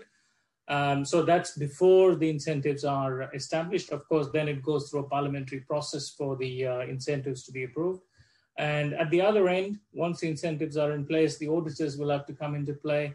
The Auditors General across Australia will be involved in ensuring that the incentives have done what they were supposed to do. And that is still an ongoing process. So they would be undertaking both performance reporting audits and performance audits to ensure that the outcomes that are expected from these incentive packages are being achieved. So that's the second question, I hope. Thank you. Thank you, Mr. Ram. This is the last question for this session, and also sent to you from auditors from Sai, Bhutan. It's from Bhutan. The question is, we have COVID-19 pandemic now, and there may be some other such problems in future where the government and the SAI in particular face challenges in oversight functions. Do you, in such scenario, suggestion changes in auditing standard or some other option to adopt to the auditing practice? What do you think about that? Please, Mr. Ram. That's a bit of a crystal ball gazing question, I guess. I mean, to predict what will happen in the future is a bit hard, even with the current crisis. However, I would say that given the way in which these standards are developed, they are principles-based. So they have a lot of flexibility built into them. And that is where us as professionals come into play in making sure that we apply our judgment, our professional judgment, in making sure that the principles-based standards are applied appropriately. So what I would expect is, unless there is something fundamentally wrong with the standards, which I don't think is the case, most likely the standards that we already have in play should be sufficient for the needs of any such crisis. Only thing you'd probably want these standard setters to do is provide additional application material, which specifically addresses the questions that arise as a result of a pandemic such as the one that we're currently facing. So that's probably where the standard setters have a part to play more than anything else. Thank you. Thank you, Mr. Ram. I think that's your opinion is closing this first session. So, ladies and gentlemen, finally we can conclude important and fruitful results from this first session today. First, BPK is conducting a risk-based comprehensive audit of the government's handling of COVID-19, performed by an inter-unit collaboration team and supported by the use of big data. Furthermore, BPK applied a comprehensive audit with strict health protocols measures as BPK combined the two, namely financial performance, and special purpose. The collaboration of BPK, government, and relevant stakeholders resulted to increase effectiveness in managing this pandemic crisis for the benefit of the people of Indonesia. Second point is the technology plays a key role of ensuring transparency and accountability in COVID-19 pandemic. GovTech solution enables stakeholders in public finance management a resilient and agile financial management information system operation of ensuring continuity by transition to virtual system, agency arrangement for core professional financial model function, innovative solution for rapid response by COVID-19 financial transparency portal, and managing post-pandemic environment. The third point, in order to strengthen the oversight system in budgeting during COVID-19, IBP suggests all stakeholders to maximize their roles. Therefore, SI are required to publish quality reports and engage civic actors proactively. And lastly, in exercising professional judgment during the pandemic of COVID-19, it is urgent for auditors to apply agile approach, particularly utilizing technology as a tool in conducting their duties, as there are challenges in carrying out audit. However, auditors must also take into account other aspects, such as increased risk of fraud, by disclosing of professional judgment to relevant stakeholders. That's all. And to end this first session, I would like again to greatly appreciate to all speakers, Honorable Excellency Dr. Aksanul Kossasi, Mr. Sam Dana, Ms. Claire Scotten, and Mr. Ram Subramanian for delivering such insightful presentation. Very interesting. And I would like also thank to all participants for your active contribution, making the discussion in this first session could be lively. Thank you all. And thank you very much. I give the platform back to MC. Thank you. Thank you very much, Dr. Bluser Rajaguguk, for facilitating the first session. Ladies and gentlemen, now we will have a short break for 5 minutes. We will resume with session 2 at 5 to 10 a.m. Please stay tuned. Don't go anywhere. We'll be right back.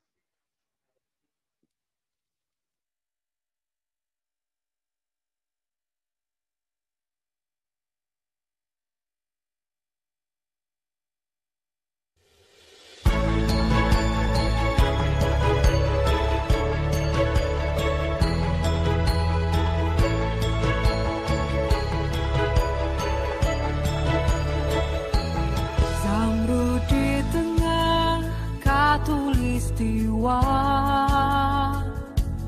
anugerah indah yang maha kuasa, berperan serta menjaga bumi Nusantara, turut membangun tatanan dunia. Independen dan berintegritas, profesionalisme yang berkualitas, kolaborasi untuk jadi teladan, transparan, berkesinambungan. BPK berbakti membangun negeri untuk Indonesia, Ibu Pertiwi,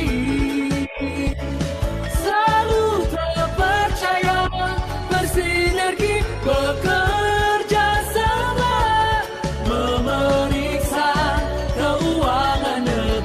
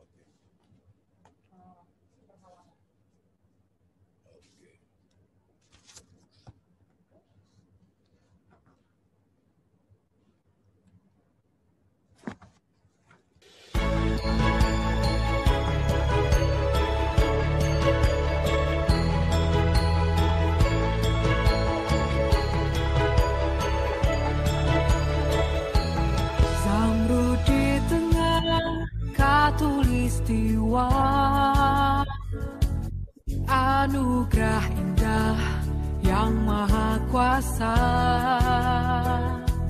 berperan serta menjaga bumi Nusantara, turut membangun tatanan dunia. Independen dan berintegritas, profesionalisme yang berkualitas, kolaborasi untuk jadi teladan, transparan, berkesinambungan. BPK berbakti membangun negeri untuk Indonesia, Ibu Pertiwi,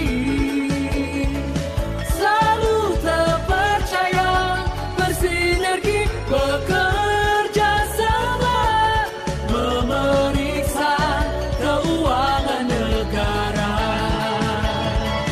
BPK berbakti membangun negeri untuk Indonesia, Ibu Pertiwi, selalu terpercaya, bersinergi, bekerja sama, memeriksa keuangan negara. Turut mengawal pembangunan bangsa, akuntabilitas untuk semua, berikrar penuh untuk Indonesia, kita cinta dan bangun bersama. BPK berbakti membangun negeri untuk Indonesia, Ibu Pertiwi, selalu terpercaya, bersinergi, bekerja sama, memeriksa keuangan negara. BPK berbakti membangun negeri untuk Indonesia, Ibu Pertiwi, selalu terpercaya, bersinergi, bekerja sama, memeriksa keuangan negara. Memeriksa keuangan negara.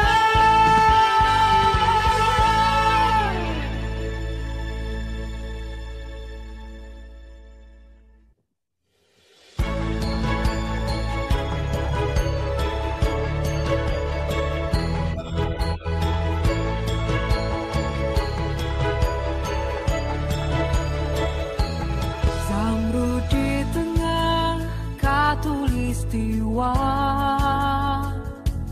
anugerah indah yang maha kuasa, berperan serta menjaga bumi Nusantara, turut membangun tatanan dunia. Independen dan berintegritas, profesionalisme yang berkualitas, kolaborasi.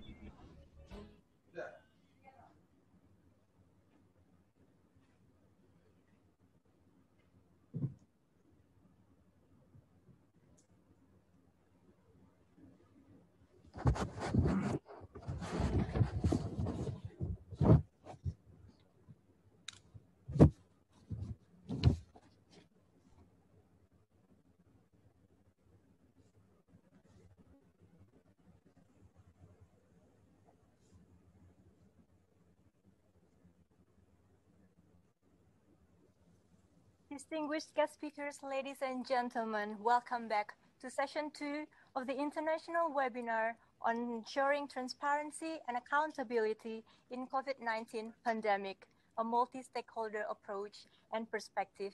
I hope you are still enthusiastic to join this second session because we have other A-list speakers to share their insights on the issue of transparency and accountability during this pandemic. And to moderate this session, Dr. Blusur Raja Guguk, I once again hand over this platform to you. Thank you, MC. Good morning, ladies and gentlemen. Thank you for joining us for the second session. As we know, the session 1 is exploring the concept of how SI can add value in relation to COVID-19 pandemic through framework and guidelines that have been delivered by the all presenters. And for the session 2 is deeply overviewing the strategy from SI and related stakeholders to consider effective safeguards in response to COVID-19 funding. I assure you that this session will be as interesting as the first one because we have another list of prominent speakers ready for us this morning. And for this session, I'm pleased and honored to have here with us, first from the United Nations Resident Coordinator, Ms. Valerie Julian. Morning, good afternoon, evening there. And then Ms. Deborah Jackson and Mr. Daniel White from the Australian National Audit Office. Morning. And Dr. Muhammad Yusuf Ateh, Chairman of BPK or Indonesian National Government Internal Auditor. And the fourth, we honored to have Prof. Ari Kunchoro, Rector from Universitas Indonesia. And last, Miss Manal Alduhaimi from the Intosai Policy Finance and Administration Committee, who will be joining us shortly. Yeah, I think she's already here. Good morning, ladies and gentlemen. Thank you so much for joining. Before I start inviting the first speaker, I would like to once again inform you that today's discussion will be delivered in English. And speakers, sorry to remind you again, and you all have to deliver this presentation for about just 10 minutes. This is quite hard, but we hope you can use the 10 minutes effectively. And however, should the presentation need English to Indonesian presentation or vice versa, you may activate the interpretation feature. And speakers will all deliver the presentation, and during the presentation, participants have the opportunity to ask questions via chat box, and also could also address in Q&A session if we still have time. But please state your name and where you are from and whom the question is for. And the question may also be raised directly if you need during the Q&A by clicking the raise hand button. Ladies and gentlemen, now I would like to invite the first speaker for this session, Ms. Valerie Julian, the United Nations Resident Coordinator. Let me read the CV of Ms. Valerie first. Ms. Valerie Julian has been United Nations Resident Coordinator for the Republic of Indonesia since 2020. Previously, she was also a Resident Coordinator for Dominican Republic in 2009 and for Guatemala in 2013. She has an extensive experience working with the Office for Coordination of Humanitarian Affairs, where she served as head of IRIN News, Regional Office for West Africa in 2006, head of Regional Office of East Africa and the Great Lakes in 1999, and the Mobilization and Reintegration Program Manager in Angola country office in 1995. In her early years, she worked as general director of French woman magazine Biba and publisher of magazine in the Group Express in France and Poland. Valerie holds his master degree in political science from the Institut d'études politiques and master philosophy in human resources management from the Institut d'Éducation Sociale in France. She speaks French, English, and Spanish, trilingual. Good morning, Ms. Julians. Thank you for being here. Please, the screen is yours. Thank you very much. And apologies that I don't speak yet Bahasa Indonesia, but I'm learning it. So, Your Excellency, Bapak Agung Firman Sampurna, the Chairman of the Audit Board of the Republic of Indonesia, BPK, esteemed speakers and representatives for various organizations, auditors, academy, and all parties working in the field of transparency and accountability of public finance management, all distinguished guests, ladies and gentlemen, selamat pagi. But first, on behalf of the United Nations, I would like to express our deepest and most sincere condolences for the tragic loss of the lives of the crew and passengers of the Sriwijaya flight SJ182. Our thoughts and prayers are with the country, but more particularly with their families. Now, allow me as well to express our sincere appreciation and acknowledgement to BPK for hosting this seminar.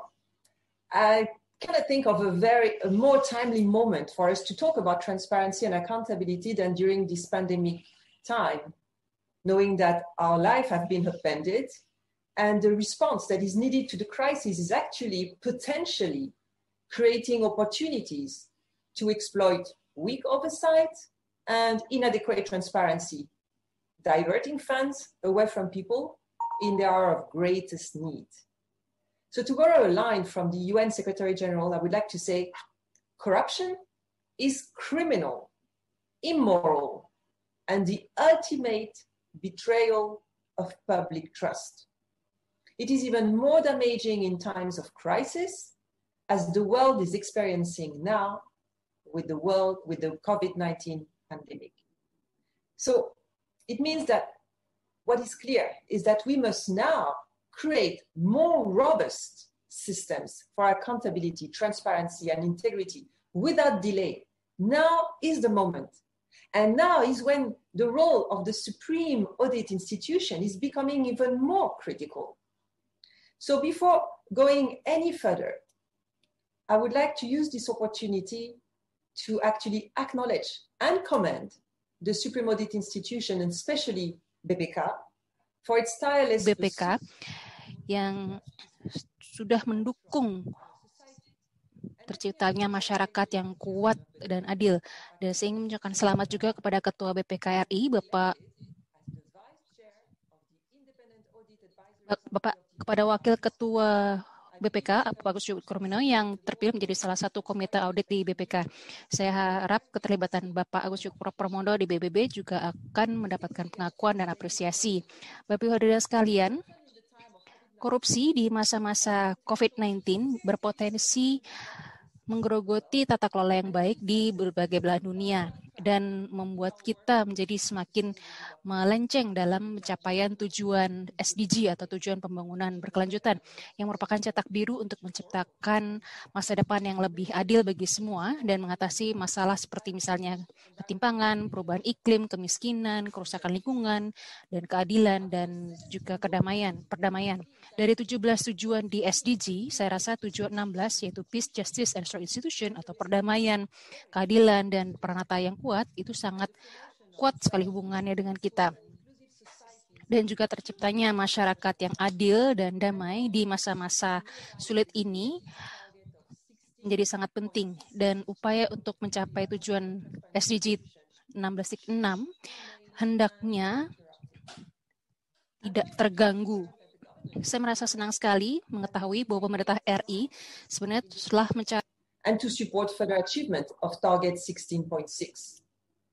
For instance, based on the recent Indonesia SDG report, we have seen commendable achievement in the target 16.6.1 A, B, and C, with financial statement of ministries and institutions and regional government that held a fair without exception opinion, for the significant growth in the government performance accountability system score evaluation, and for the e-procurement utilization by the government to clamp down corruption that has reached its target of more than 80% last year. So congratulations. But now, with less than 10 years to achieve the SDG, it is becoming more apparent that we must place COVID-19 at the center of all our efforts, because if we don't, it would mean that we have not learned the lessons of the pandemic.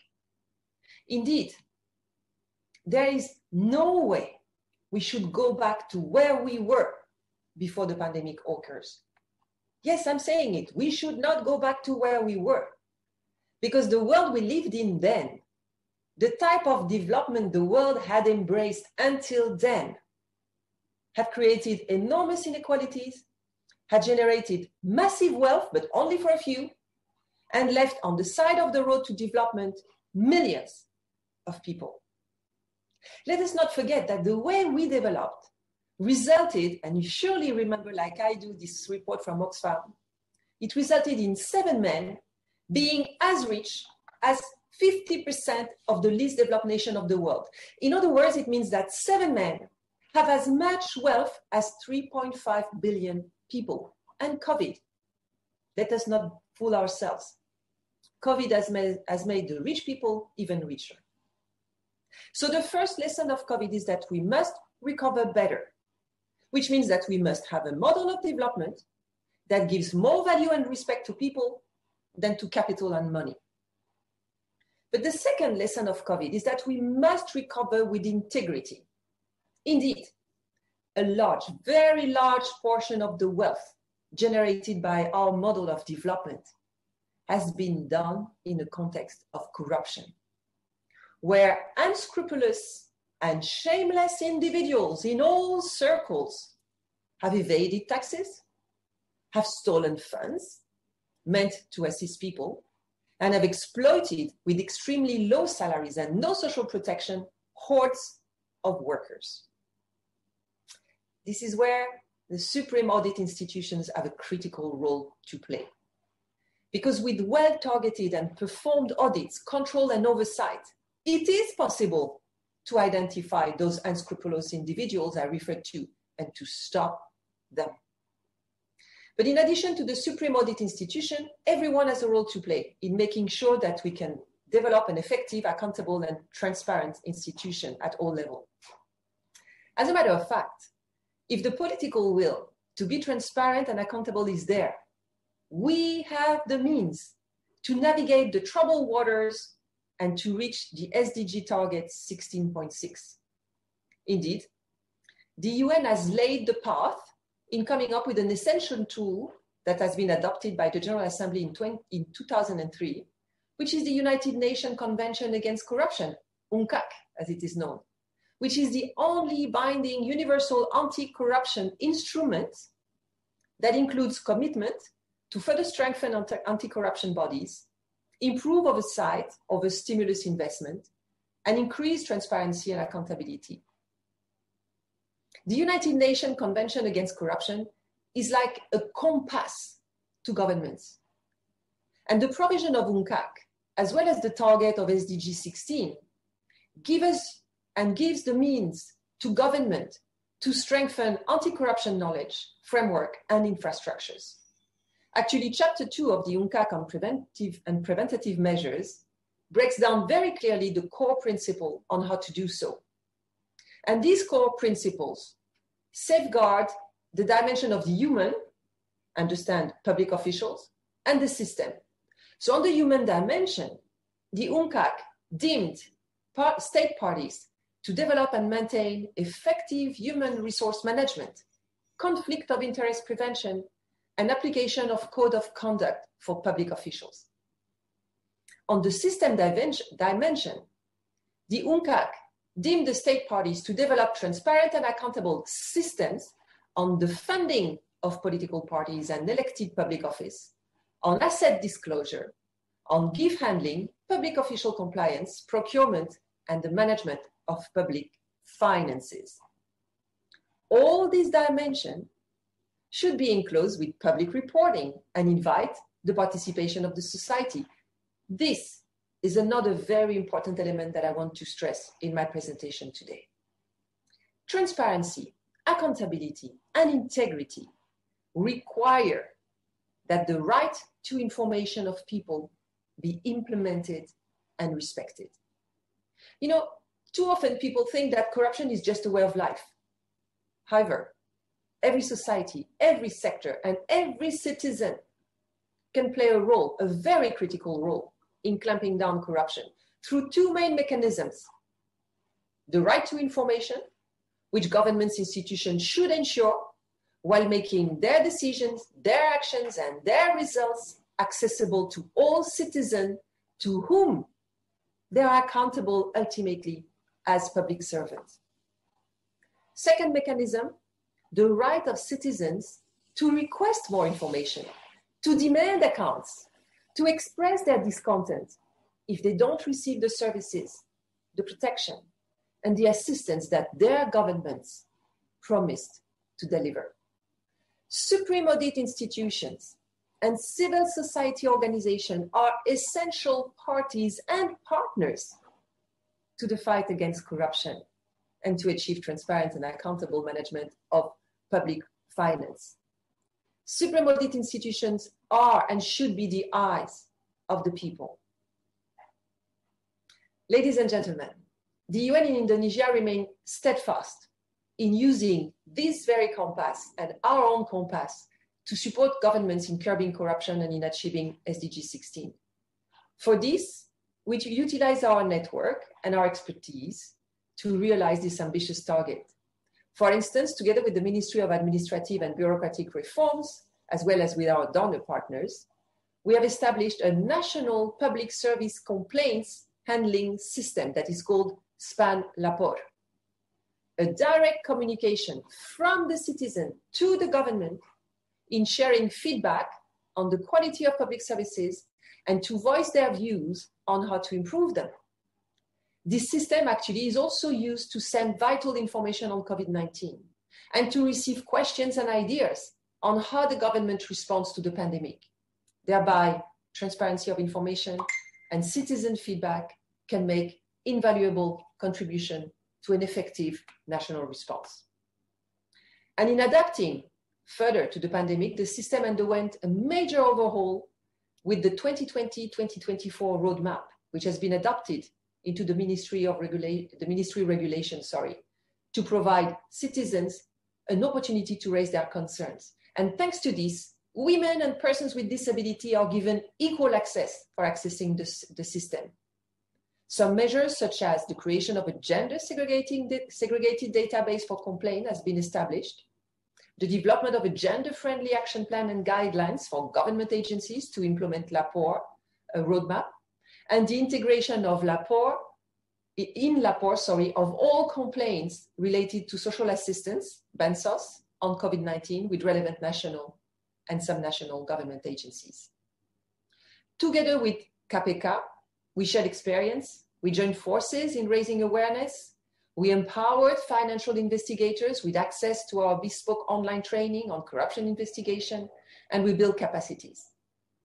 Together with the private sector, we promoted the rapid self-assessment for business as a guidance for businesses to assess their policy and practices towards the protect, respect, and remedy framework by initiating a dialogue among them. We also empowered government procurement specialists, goods and service procurement units in ministries, provincial, district governments, state-owned companies, and also state institutions at all levels. Ladies and gentlemen, the UN, with the support from its partners, will remain undeterred to realize the SDG 16.6 target, while making sure that we also walk the talk internally. Through the UN Development System reform that has been mandated by the General Assembly, we make sure that we have developed a clearer and more robust line of accountability from UN country teams to host government, from the Secretary General to the resident coordinator and heads of UN agencies at country level. And with our new UN Indonesia cooperation framework, which we started at the beginning of this year, We aim to improve coherence, transparency, and accountability by tracking the UN country team's contribution to Agenda 2030 and the SDGs through our public and very detailed information system that is called UN Info. And with this endeavor, we believe that we should be able to deliver results in supporting countries, to support the countries to recover with integrity, and to realize the just, peaceful, and strong institution where all layers of societies are treated equally without leaving no one behind. Thank you very much. Terima kasih banyak. Yeah, terima kasih. Thank you, Miss Julian. Just now, we just heard that United Nations Resident Coordinator speaker has given us valuable insight regarding transparency, accountability, and integrity, as well as revealing misconduct during the management of public funds of COVID-19.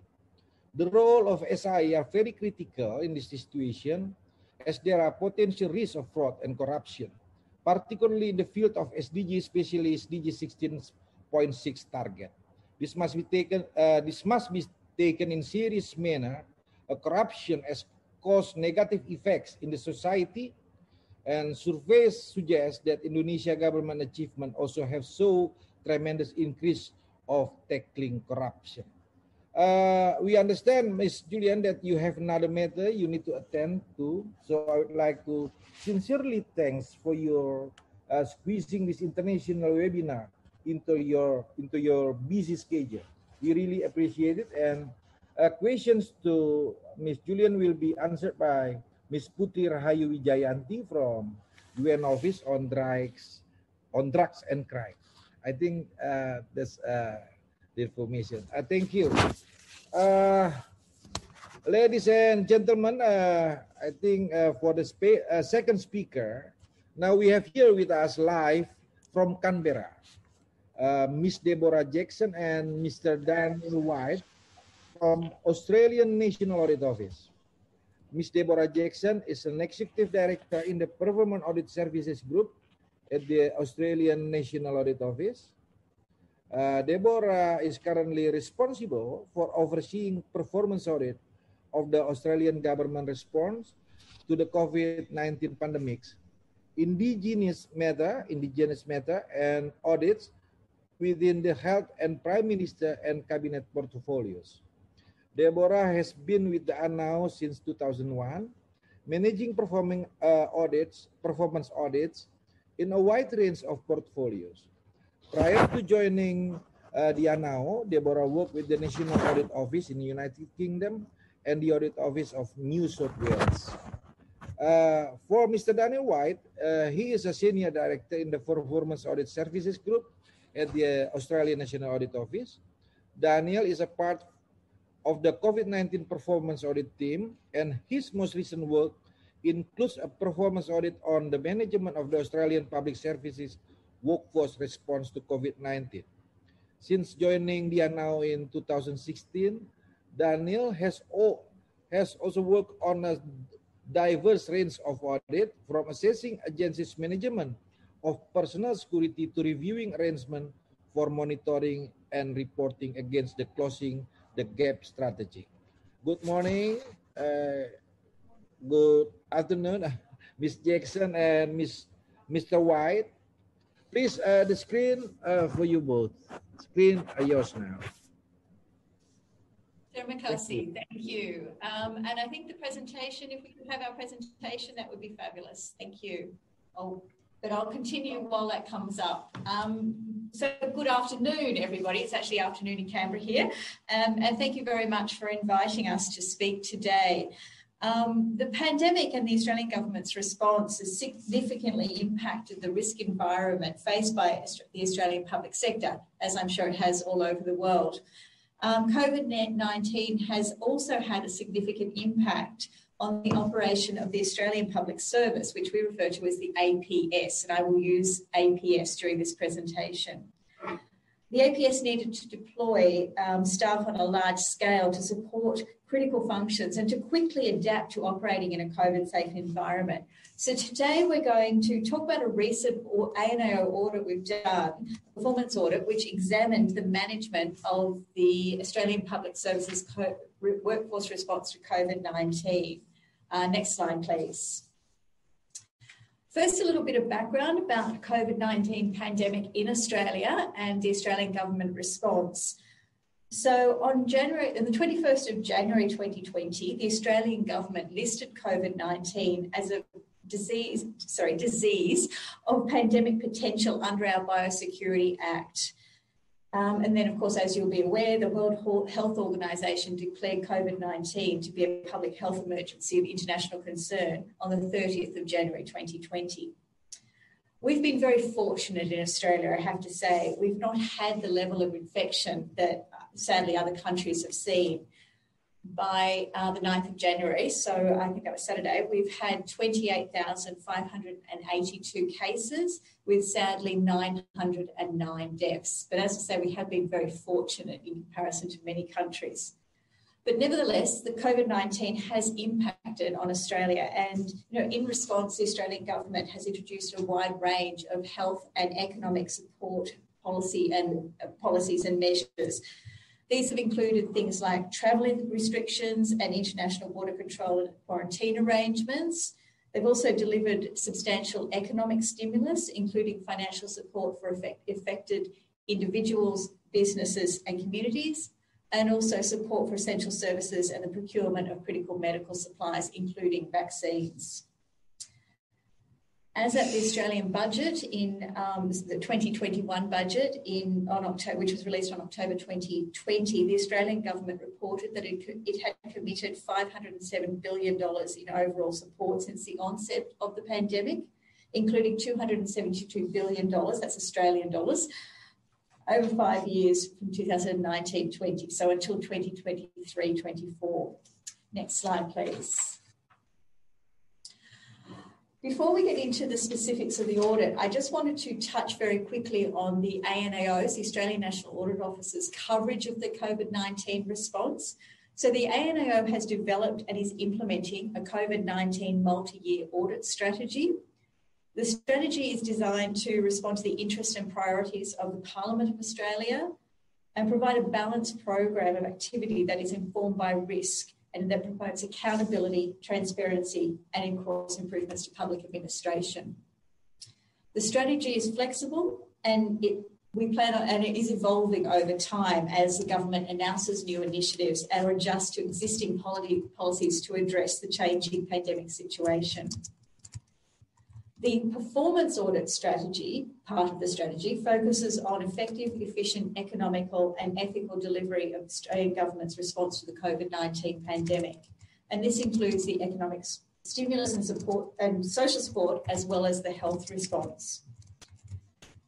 The strategy outlines how the ANAO will respond to the COVID-19 pandemic in 3 phases. So phase 1 focused on key measures in the immediate response. It has a very strong focus on risk management. We've completed 4 audits in this phase. We tabled 4 audits in December in this phase, and an additional audit is due to be completed in May. One of the audits that we've completed in this phase is the one that we will touch on today. Phase 2 of the program, or the strategy, will focus on policy design and program implementation and delivery, as well as performance assessment, including evaluation and the dissemination of lessons learned. And we've identified a number of audits that we will be starting in that space, including a couple that have already commenced now. Phase 3 will then review the outcomes of the Australian government's COVID-19 response and consider whether government objectives were met through the response measures. And then, of course, in addition to the performance audits, we're also, the ANAO undertakes monthly assurance reviews of COVID-19 related financial advances, and also provides, and then also there'll be other elements of COVID-19 elements to our standard performance audit program. But today we were going to focus, as I say, on the audit that we've recently completed on the management of Australian Public Service's response to COVID-19. So I'm going to hand over to Daniel White to talk about that audit in a bit more detail. Next slide, please. Thank you, and hello everyone. So the objective or audit question for this performance audit was to assess the effectiveness of the management of the Australian Public Service workforce in implementing the Australian Government's COVID-19 priorities. To form a conclusion against this objective, the ANAO adopted two high-level audit criteria. First was, were appropriate arrangements established to oversee and monitor the workforce response to COVID-19? And were efforts to position the APS workforce to respond to COVID-19 managed effectively? Next slide, please. To help you understand the audit approach, conclusions and findings, I'll first give you a brief overview of the Australian Public Service, or APS. Basically, the APS is responsible for delivering the Australian Government's policies and programs. As at 30th of June 2020, there were 150,474 employees across the APS. As Deborah mentioned earlier, COVID has had a major impact on the operation of the APS. Firstly, there was a need to deploy staff on a large scale to support critical functions, which resulted from a surge in demand for government services. Secondly, the APS had to quickly adapt to operating in a COVID-safe environment. Governance of the APS workforce response to COVID-19 has been the responsibility of the APS Commissioner and the entity that supports him, the Australian Public Service Commission. In addition, two intergovernmental bodies have played a role in the response: the Secretary's Board, which includes all department heads across the Australian Public Service, and a committee of chief operating officers called the COO Committee. Next slide, please. The Auditor General chose to do this audit as part of phase one of the multi-year strategy because of the impact of COVID-19 on the risk environment faced by the Australian public sector and the pace and scale of the government's response. Further, we undertook the audit to provide assurance to the Australian Parliament that APS working arrangements are sound and support the government's COVID-19 response, and to contribute to the identification of lessons and good practices that could be applied in future crisis responses. Next slide, please. The key methods that we used to conduct the audit were reviewing governance arrangements for the APS workforce response, analysing governance body meeting papers and minutes and other agency documentation, including email records, which we were able to obtain remotely, and interviewing officials from relevant agencies, primarily over video conference, as well as seeking and analysing representations from other agencies. Next slide, please. Overall, we concluded that the management of the APS workforce in implementing the Australian Government's COVID-19 priorities was effective. For criteria one, we concluded that the oversight and monitoring arrangements were appropriate, and for criteria two, we concluded that the management of the APS response was effective. Next, I'll outline the findings in a little bit more detail. Next slide, please.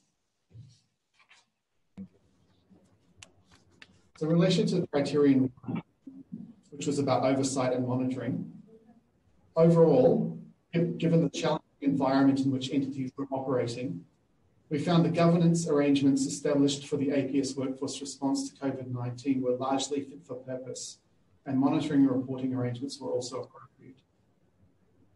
With regard to risk, we observed that a whole of government risk assessment for managing the APS workforce in a crisis had not been conducted prior to the COVID-19 pandemic. Consequently, key workforce risks from COVID-19 were largely managed reactively. One of the key messages coming out of this audit was around the need for more APS-wide crisis planning. Next slide, please. Turning to the operational management of the response, we found APSC effectively deployed 2,240 staff to other agencies to meet critical needs, mostly to an agency called Services Australia, which manages social welfare payments. However, the deployment process was impacted somewhat by the absence of an existing framework for large-scale APS deployment and challenges identifying critical functions and available staff in the middle of a crisis. Guidance APSC provided to agencies on the COVID-19 workforce measures was largely effective. However, feedback from agencies suggests it was not always timely and there were issues with version control and consistency. At the time of our audit, APSC and the coup committee had commenced a number of initiatives to capture lessons from the workforce response, and planning for future operations had also commenced. There were indications that planning was being informed by lessons learned. Next slide, please.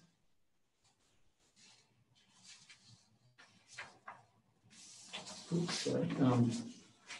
In each of our audits, the ANO includes key messages, including instances of good practice, which have been identified in the audit and may be relevant to the operations of other Australian government entities.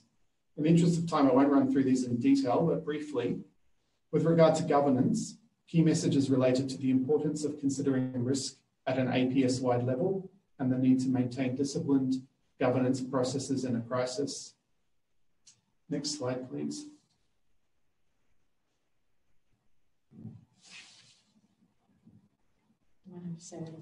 Next slide, please. Regarding policy and program implementation, we included messages around conducting structured planning and developing protocols and strategies for reviewing, clearing, and disseminating information.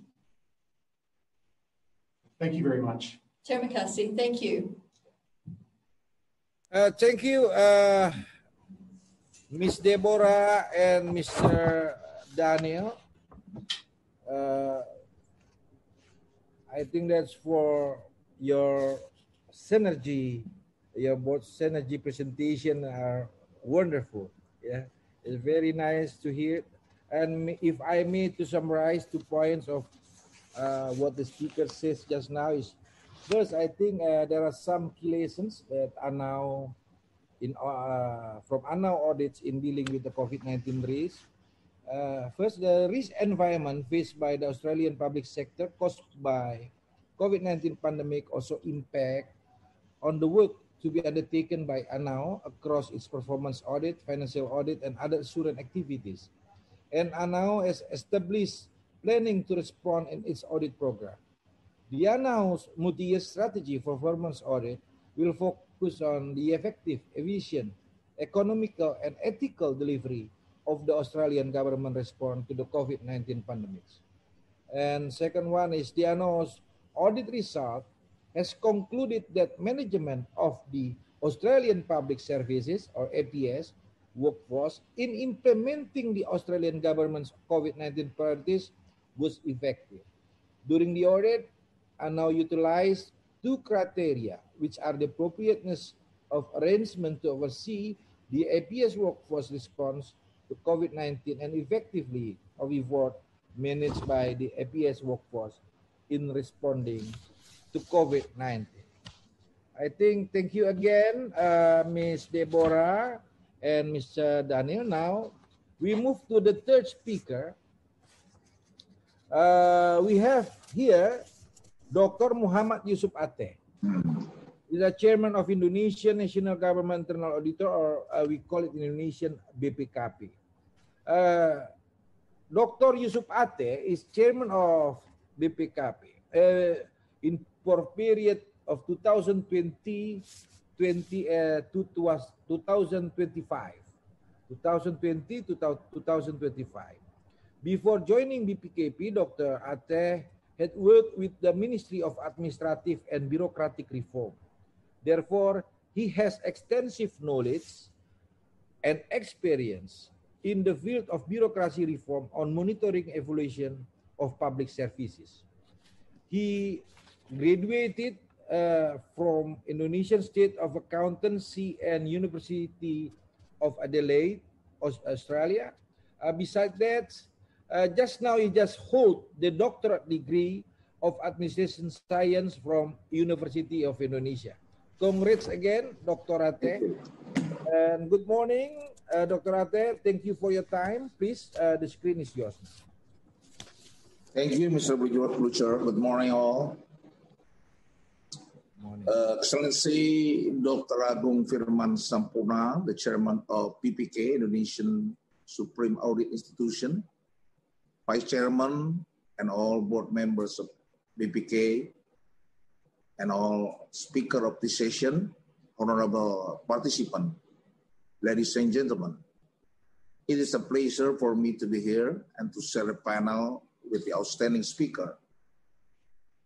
As we all know, COVID-19 has brutally changed the way governments run their services.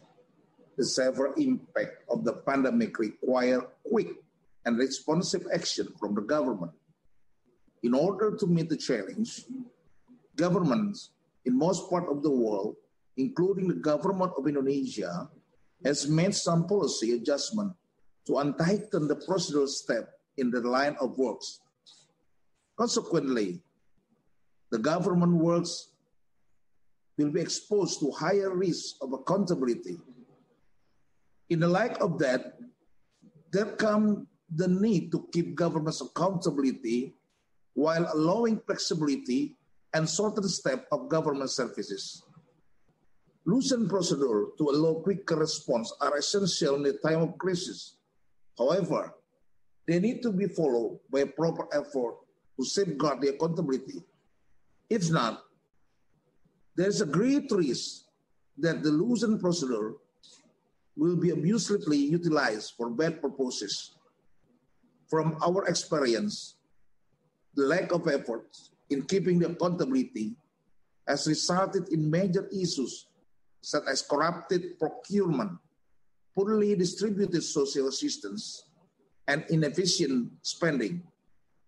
While the management are busy with preparing quick responsive to the impact of COVID-19, the efforts of keeping the accountability relies more on the role of internal audit units. More than ever, the internal audit units are now expected to provide assurance and advisory services to the management so they can run the government program smoothly, timely, effectively, and more importantly, accountably. To be able to deliver the expected role, internal audit units also have to adjust themselves to the new normal. The strategic environment has changed. The constructive interaction between the government and the society has changed. All of this crisis handling set up require internal audit institution to transform the way they perform their services. Fellow speakers, ladies and gentlemen, responding to the need to transform internal audit activities, we are BPKP, as the coordinating institution for national internal audit, initiated some adjustment to the approach of government internal audit activities. Firstly, internal audit activities must not prolong the step or procedures taken by the government agency in delivering their services. As mentioned earlier, one of the top priorities of the government in fighting the impact of the COVID-19 is to ensure the speedy delivery of activities. On the other hand, traditional audit works mainly focus their attention on procedural compliance and tight administrative accountability. If this traditional approach is to be maintained instead of being helpful, internal audit activities would be seen as a barrier to the speed of government activities. Therefore, BPKP encourages all internal audit institutions to shift their approach to support the need of quickly run government programs. Secondly, audit activity should be performed as early as possible. Amid the economic slowdown caused by the pandemic, the nation resources become very limited. Thus, it is very critical to ensure that those resources are not to be wasted in inefficiency. In order to safeguard the efficient and the effective use of the people's money, internal audit units should be involved from the beginning. Ex-ante audits are to be prioritized over post-audit. Preventing the inefficiency and errors are the preferred action, not correcting the poorly run spending. Thirdly, collaborative works between internal audit units and external audit institutions, BPK in Indonesia, should be established and continually be improved. Considering the wide array of government activities in relieving the impact of COVID-19 and in reviving the national economic, audit activities should be orchestrated in harmonized shared audit plan.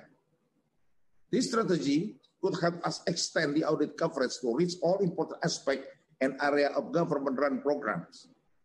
BPKP has initiated the synchronized move at the early stage. For instance, BPKP issued the National Generic Plan of Audit on National Economic Revival Program, which coordinates the planned audit activities involving all internal audit units in government ministries and the local government. The result of internal audit could further be used by the external auditor or BPK to sharpen and improve the quality of their audit.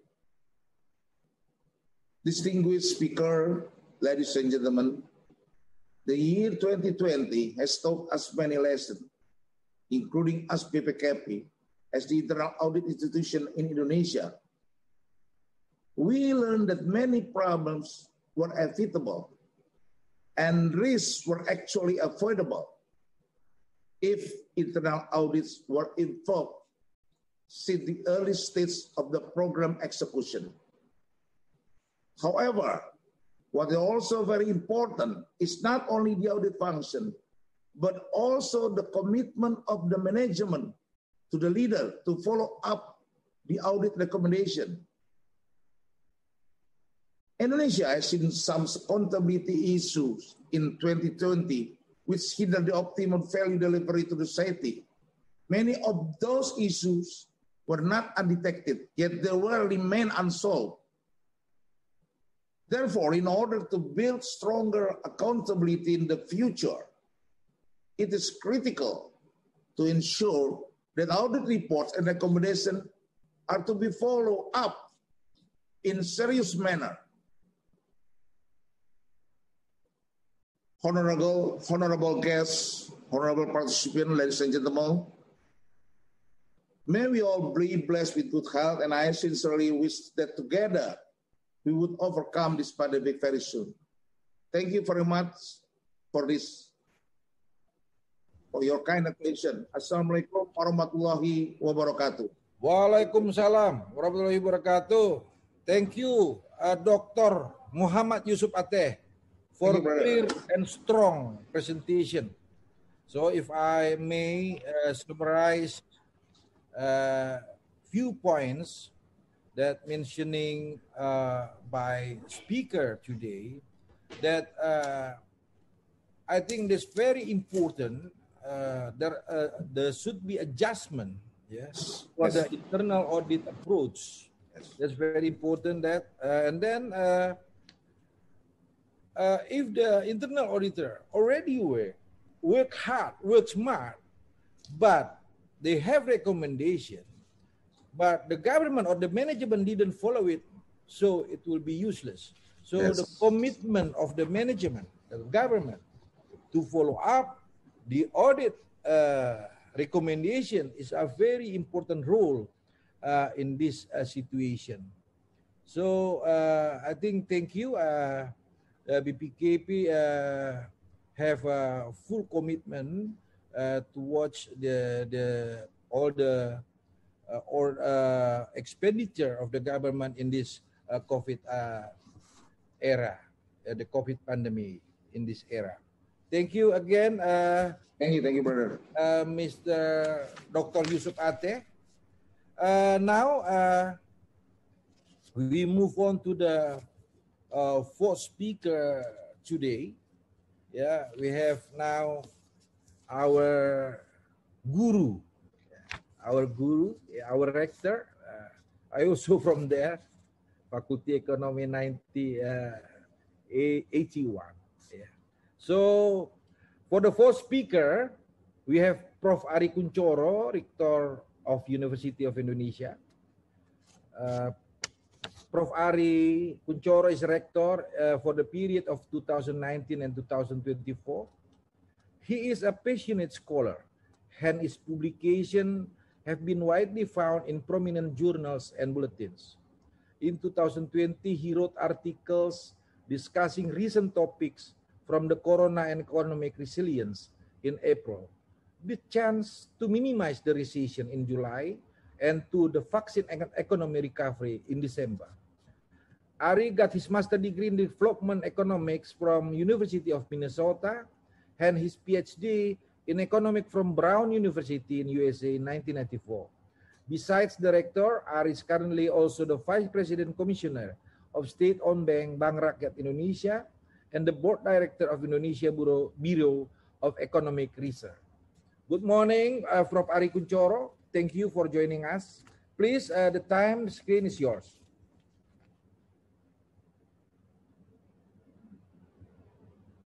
To thank Dr. Firman and the board of BPK for the opportunity to share our experience in helping the government in mitigating the COVID-19 pandemic.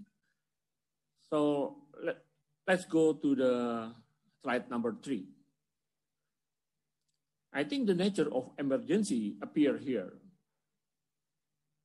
So we have to improvise almost in everything. But at the same time, since the funds actually from the public fund, we should also to maintain accountability. So this is actually the story of how we manage those two. So the state of emergency appear from the time span involved between the notification from the Directorate General of Higher Education to participate in the program and to submit the proposal and the transfer of the fund, 38 million rupiah at all and deposited in the university account. So this is a little bit unusual. Within the short time, we have to do everything, but the time of emergency require us to speed up everything. But unfortunately, the university hospital is not originally designed to handle infectious disease. It is only a teaching hospital. So within very short time, we have to arrange everything so it will be eligible to treat the infectious disease. So within 2 days, we have been granted the authority as a referral for a COVID hospital. And then in April the 15th, we received the notification approval to participate in the handling of COVID-19 together with the 23 other teaching hospitals in Indonesia. Let's go to the slide number 4. So this is all new for us, so we have to be careful. So we need to make sure that we have everything in place. So first, we define common agreed policy and procedure in the utilization of the funds within the university hospital and between university hospital and the university central administration, because those two are different entities. They are not the same. University hospital is one of the what we call UKK, unit kerja khusus, the special unit that can retrieve money from the patient as well as to buy the supplies of medicine and equipment to the market.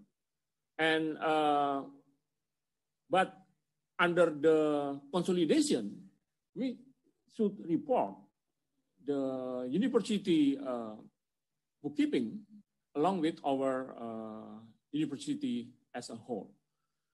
The difficulty is actually in recruiting and hiring health worker because the time is very short.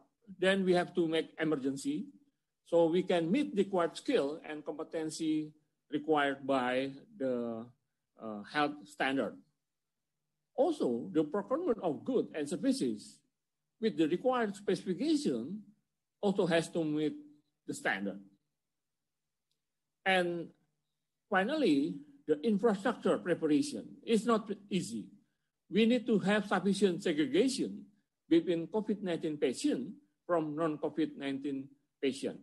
So this is the preparation that we made in a very, very short time. Next, please. So this is actually outline the development of the program. I'm not going into detail into this. Let's go to the next slide. This is how we maintain accountability in time of crisis. So we set up 3 lines of defense in this program.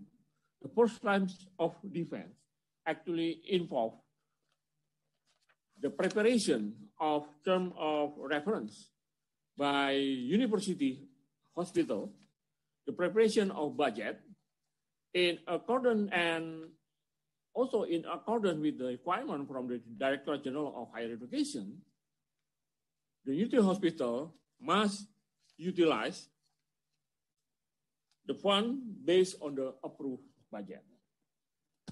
In the second line of defense, University Central Administration review the accepted term of reference and the budget.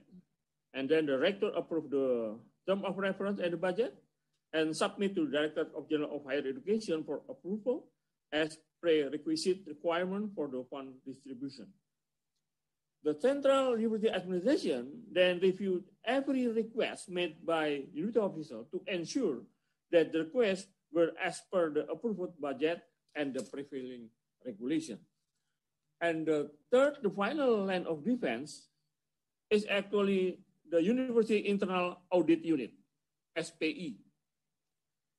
This unit provides expert services during the period of the program to the management of the hospital, as well as to the University Central Administration in ensuring the processes were conducted in the prudent manner and followed by the prevailing guidelines.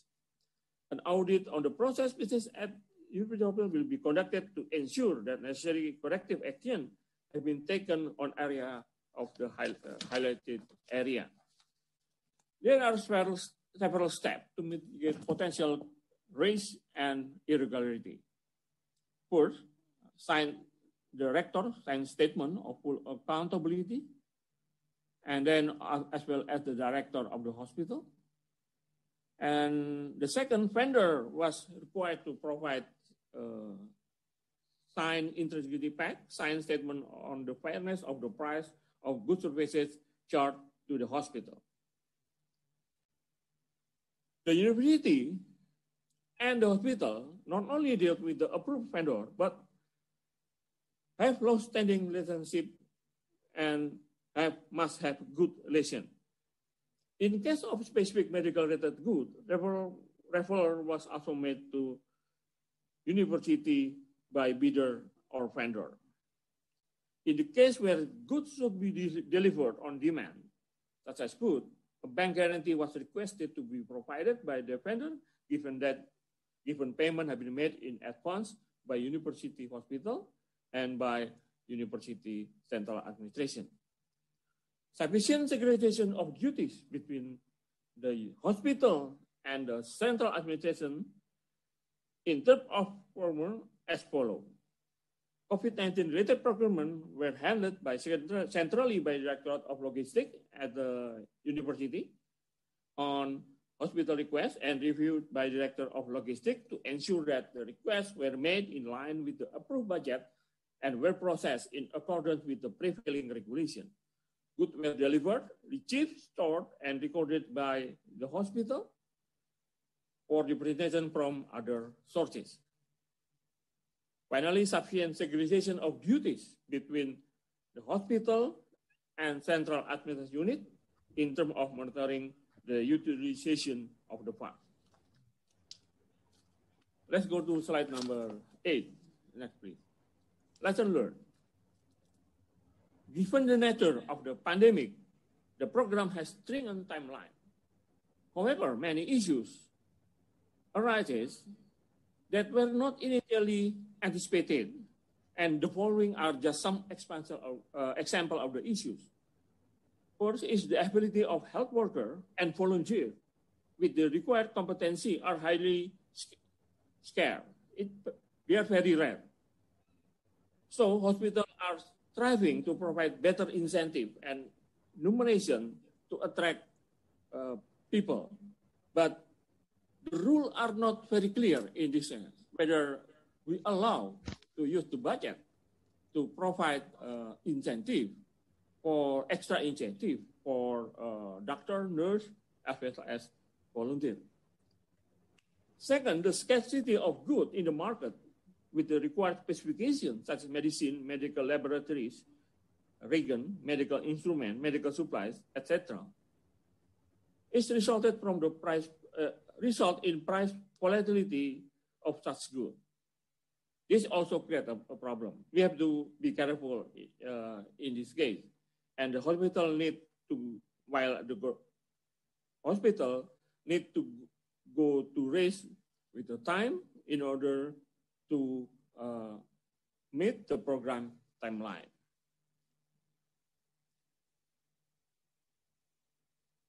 And timely update, this is also a problem. Vendor business line sometimes have been approved to expand their to area COVID-19. And they are not specifically to deal with the pandemic and need special permit. This also creates a problem for the procurement. Finally, tax exemption was announced later during the program, but probably this is too late for our budgeting staff. So conclusion, clear regulation and guideline must be defined by respective government bodies, particularly when we have to anticipate the next pandemic.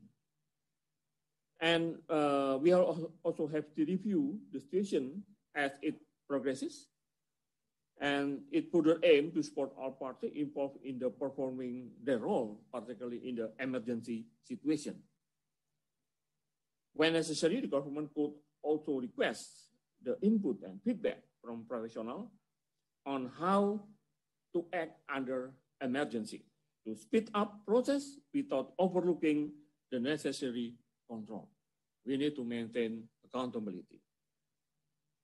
Maintaining good communication and better coordination between the university, hospital, and the Director General for Higher Education within internal process as required to speed the approval process.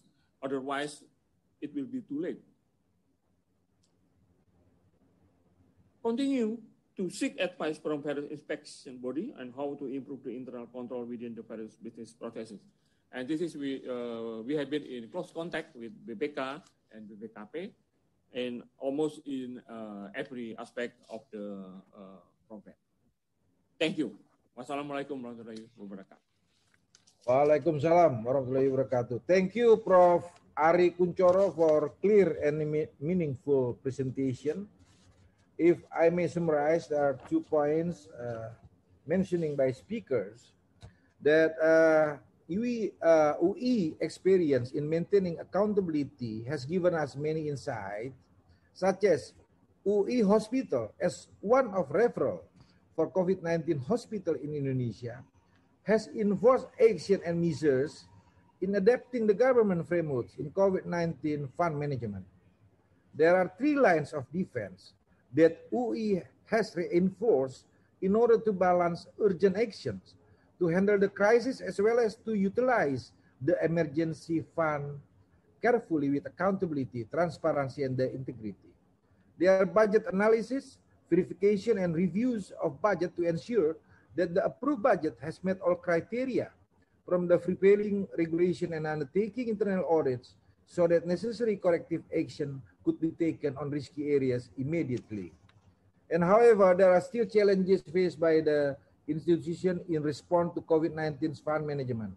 For instance, the scarcity of capable health workers and goods in the market with the required specification along with the limited vendors business license that have been approved to provide the goods and services, tax issues which impede UI to maximize the use of the fund for the program, lack of hospital infrastructure and facilities which is likely to pose threat in ensuring the safety of the non-COVID-19 patient as well as the safety of staff and employees. I think the summaries for Prof. Ari Kunchoro. Thank you again. Now we move to the last speakers for this session, and this is from Intosai Policy Finance and Administration Committee. We have Ms. Manal Alduhaimi. She's joining us from Saudi Arabia. She's representing PFAC Secretariat. Ms. Manal Alduhaimi is an international relation officer at the General Court of Audit of Saudi Arabia. Manal holds a bachelor degree in law from the University of Westminster in London and joined the GCA in 2017 as a legal researcher. Formerly, Manal had legal experiences when she was working for Northern Rose Fulbright as well as Pinson Masons. Manal has had a comprehensive experience of the GCA various functions, among which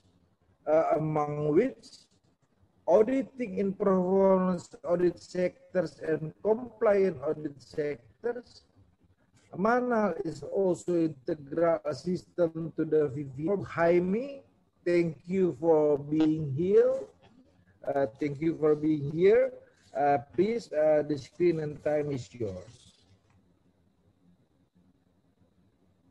Thank you, Dr. Buse, for introducing me. I hope my voice is clear.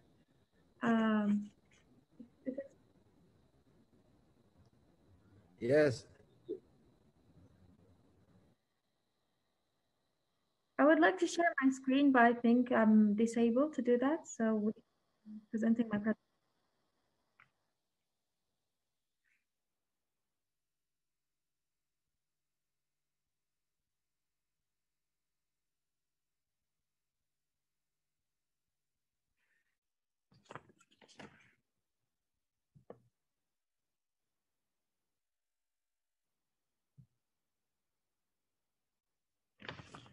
Dear respected colleagues and participants of this national webinar, I am pleased to represent the Finance and Administration Committee. Before I can start, I would like to thank the Audit Board for organizing this valuable and virtual meeting.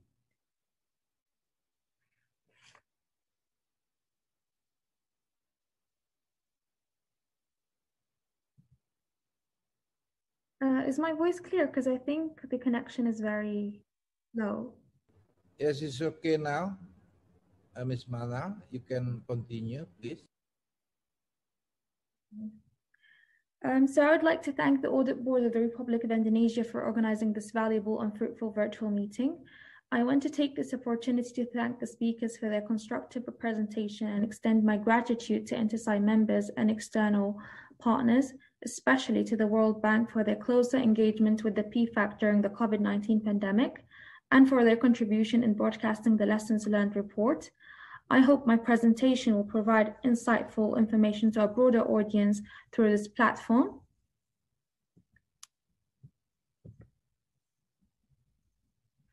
In this presentation, I will look into the PFAC COVID-19 initiative, the primary results of the PFAC COVID-19 initiative, a key initial lessons learned, and the inter-site community approaches in dealing with the COVID-19, as well as the role of the PFAC in broadcasting the lessons learned report.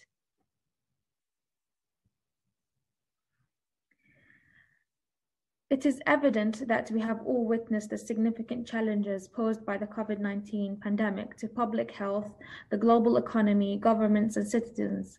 And due to the results of the consequences of this pandemic that the globe is facing, the PFAC leadership and members are deeply saddened, and the COVID-19 pandemic has been a central focus to the PFAC in 2022. Thus, the Comptroller General of the United States led an effort to establish the PFAC COVID-19 initiative in coordination with the PFAC chairman and the president of the General Court of Audit of Saudi Arabia and committee members. They have taken concrete steps to support the inter-site community during this time. The COVID-19 initiative focused on maintaining continuity of operations within inter-site, assisting individual sites with their continuity of operation, sharing practical, technical, and audit-related information. And also has developed a high-level lessons learned document on minimizing similar situations in the future. The initiative has had three primary results, and that is they have deployed the Inter-Site COVID-19 website, they have developed or established a Inter-Site assisting fund for the Inter-Site members, as well as developing a high-level lessons learned. A key component of this initiative is a dedicated website that went live in May 2020, and it includes a variety of timely and useful resources for Inter-Site members. The website contains links to resources on remote work, the use of technology for virtual meetings, real-time auditing, and staff training, amongst others. In addition, the website has information on relevant audit findings and methodologies on topics such as pandemic prevention, preparedness, and response, past audit related to disease outbreaks, health system, financial markets, and expenditures related to COVID-19. As of 6th of January, we have had over 4,300 separate users with over 19,300 page views.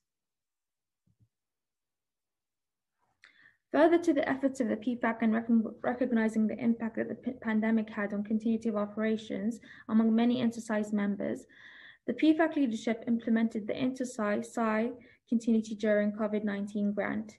It is a unique measure taken by the Inter-Site to offer assistance during the global emergency. The aim of this grant is to assist SAI members with continuity of operations through ICT and staff safety measures support, to respond to needs caused by the COVID-19 pandemic. The total grant is 700,000 euros and available for 3 year periods. The first round of funding was distributed in 2020 and about 35 SAIs were funded. We are now in the process of funding the second round applicants in Jan 2021. Additionally, due to the new initiative of the Inter-Site PFAC COVID-19 grant and the established fund to support SAIs in developing countries in their continuity of operation, there has been insufficiency of fund to support all SAIs in developing countries. Thus, the General Court of Audit of Saudi Arabia has established a Saudi fund for improved site performance of $2 million over 2022 to 2021. Initially, this fund was established to provide financial support to SAIs to develop and implement SAI-led strategic plan. However, now this established fund is refocused to assist Inter-Site funding as an emergency grant for developing country SAIs within Asia to enhance their resilience through improved SAI solutions, ICT solutions, and training. Additionally, to the website and fund allocated, the PFAC COVID-19 initiative developed a high-level lessons learned document for external stakeholders such as the United Nations and the World Health Organizations that focuses on minimizing similar situations in the future, with an emphasis on actions that could be taken to limit the spread of disease via aviations. SAIs have extensive knowledge and experiences from evaluating previous government response to national and global public health, and other emergencies, and have developed an initial set of lessons learned that can be used to minimize the impact of future pandemic and to monitor the response to them. These initial lessons learned include pandemic preparedness and pandemic response, and these are establishing clear goals and plans for a wide range of government entities and key players, developing a transportation preparedness plans for communicable diseases outbreaks, establishing transparency and accountability mechanism early on, providing clear, consistent communication, and collecting and analyzing adequate and reliable data. Thus, the INTERSAI, and from such experiences, all SAIs uphold and experiences that despite the difficulties, circumstances that have been taking places, many SAIs have continued their work and operations to provide oversight and accountability for their citizens. SAIs have taken various approaches to auditing their government expenditures to respond to this pandemic. It is important that SAIs define the appropriate scope of their work to respond to this pandemic and consult with their legislatures or oversight bodies to establish appropriate plans and roles in advance to avoid confusions. This pandemic has had devastating effects across the world, including the loss of over 1.5 million lives and massive economic upheaval. It is critical that we use the lessons learned to improve our response in the future. Thus, the INTERSAI PFAC leadership and members are eager to build on our strong relations with the United Nations, the World Health Organizations, and others to broadcast the importance of these initial lessons learned and further leverage the value of the accountability community in the future. In this effort, the PFAC in October shared the lessons learned report with a number of key stakeholders organizations to initiate a dialogue on these initial lessons learned, with the possibility of INTERSAI serving an advisory role in planning for future pandemics. Subsequently, the PFAC has been holding follow-up discussions with several of those organizations, including the UNDESA and World Health Organizations, to discuss the report and funding and how to best work together moving forward, including holding a UN INTERSAI symposium on June 2021 to discuss these important issues. In conclusion, I'd like to state that it is imperative that any measures to adapt to the current situations are considered in the broader context of existence compliance framework. Applying a coordinated approach with clearly defined, rational, thoughtful objectives and targeted timelines is essential in the context of the current COVID-19 crisis. We wish you, your family, and your committee and your community's health and safety during these challenging times. Thank you very much for listening. Thank you, Ms. Mana, for your clear and meaningful presentation.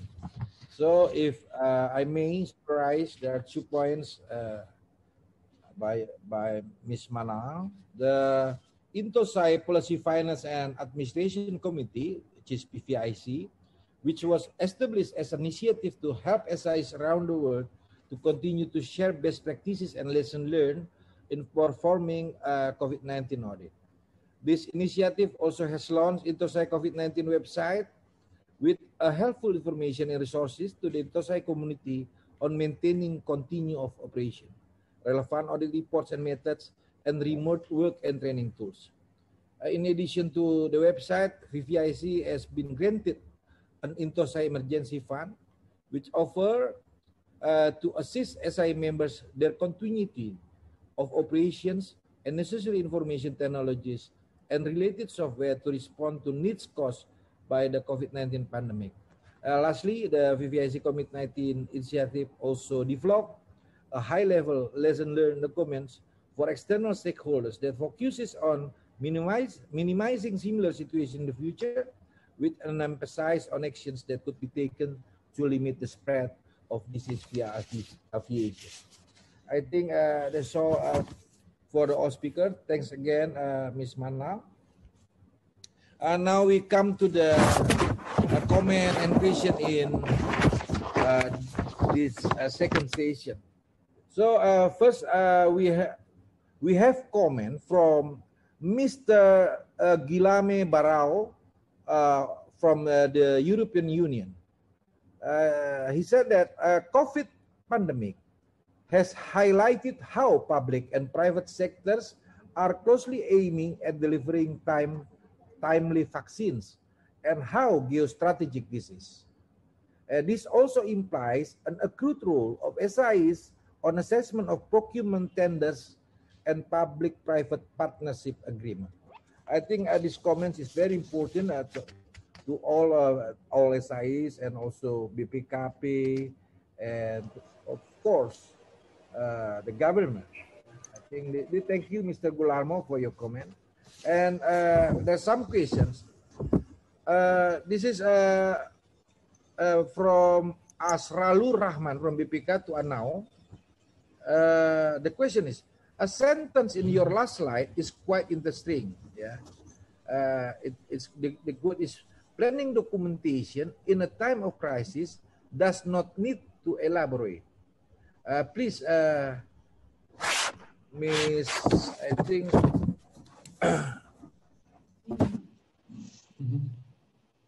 We're happy to take it. Yeah. Mr. Daniel, I think this is. Would you explain more to elaborate this, and this I think this proposition is important in determining further audit approach. Please. Sure. Thank you very much for the question. So the context for that observation that we made, or that lesson that we made in the report, was that we found some of the task forces that have been established to manage the workforce response to COVID-19 in the APS had limited planning documentation. And we observed in a crisis there is a temptation to start implementing as soon as possible and without necessarily developing adequate planning documentation. And the comment we were making was that we don't think that planning documentation needs to be very elaborate, so it doesn't need to be hundreds of pages, but it is important at the outset of even in the crisis to consider key aspects of the project such as governance, risk, stakeholder engagement, these types of things, and have some structured planning for how to address those. Hopefully that answers the question. Okay, thank you. Thank you. I think it's a clear answer. And there's some question from Sonam Dolman. I think from Saibutan to UNRC. Said, as mentioned by Ms. Valerie, right to information is critical for transparency and accountability for government activities. Nevertheless, this principle is most of the time challenged by sensitivity and privacy of information that should be made accessible to public. So, Ms. Valerie, from your perspective, how can government ensure balance between the principle of right to information and sensitivity and privacy of information? Please. Thank you, Pak Blucher, for the questions. I'm sorry, my video is not working. Yes, right. Is my connection okay? Yeah, it's good. It's good. Please. Okay. So, because my video is not working, I'm sorry. Okay. So thank you for the question. The transparency and accountability of the government and public decision is actually for improve the public confidence to public administration. So it's for actually to improve the trust of the public to the government.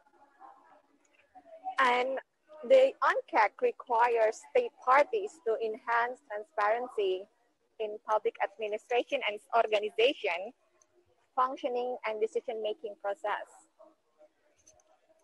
And on that, the transparency should be covers most of decision on legal acts that concerns members of the public. And the UNCAC also mentioned mentioned about the publication of information It may include the risk of corruption in public administration. The exemption, most of countries put exemption on national security, personal privacy, commercial confidentiality, law enforcement, public order. And exemption typically requires that some harm to the interest must be shown before the material can be withheld. So, and the UN General Assembly was actually mentioned, it's known as fair information practices. In 1990, the UN General Assembly mentioned that the principles on fair information practice are about collection limitation principle, data quality principles, proposed specification principle, use limitation principle, security safeguard principles, openness principles, individual participation principles, and accountability principles. So countries are actually can revert to these principles and drafting their law in accordance to this. As long as the information related to the official capacities,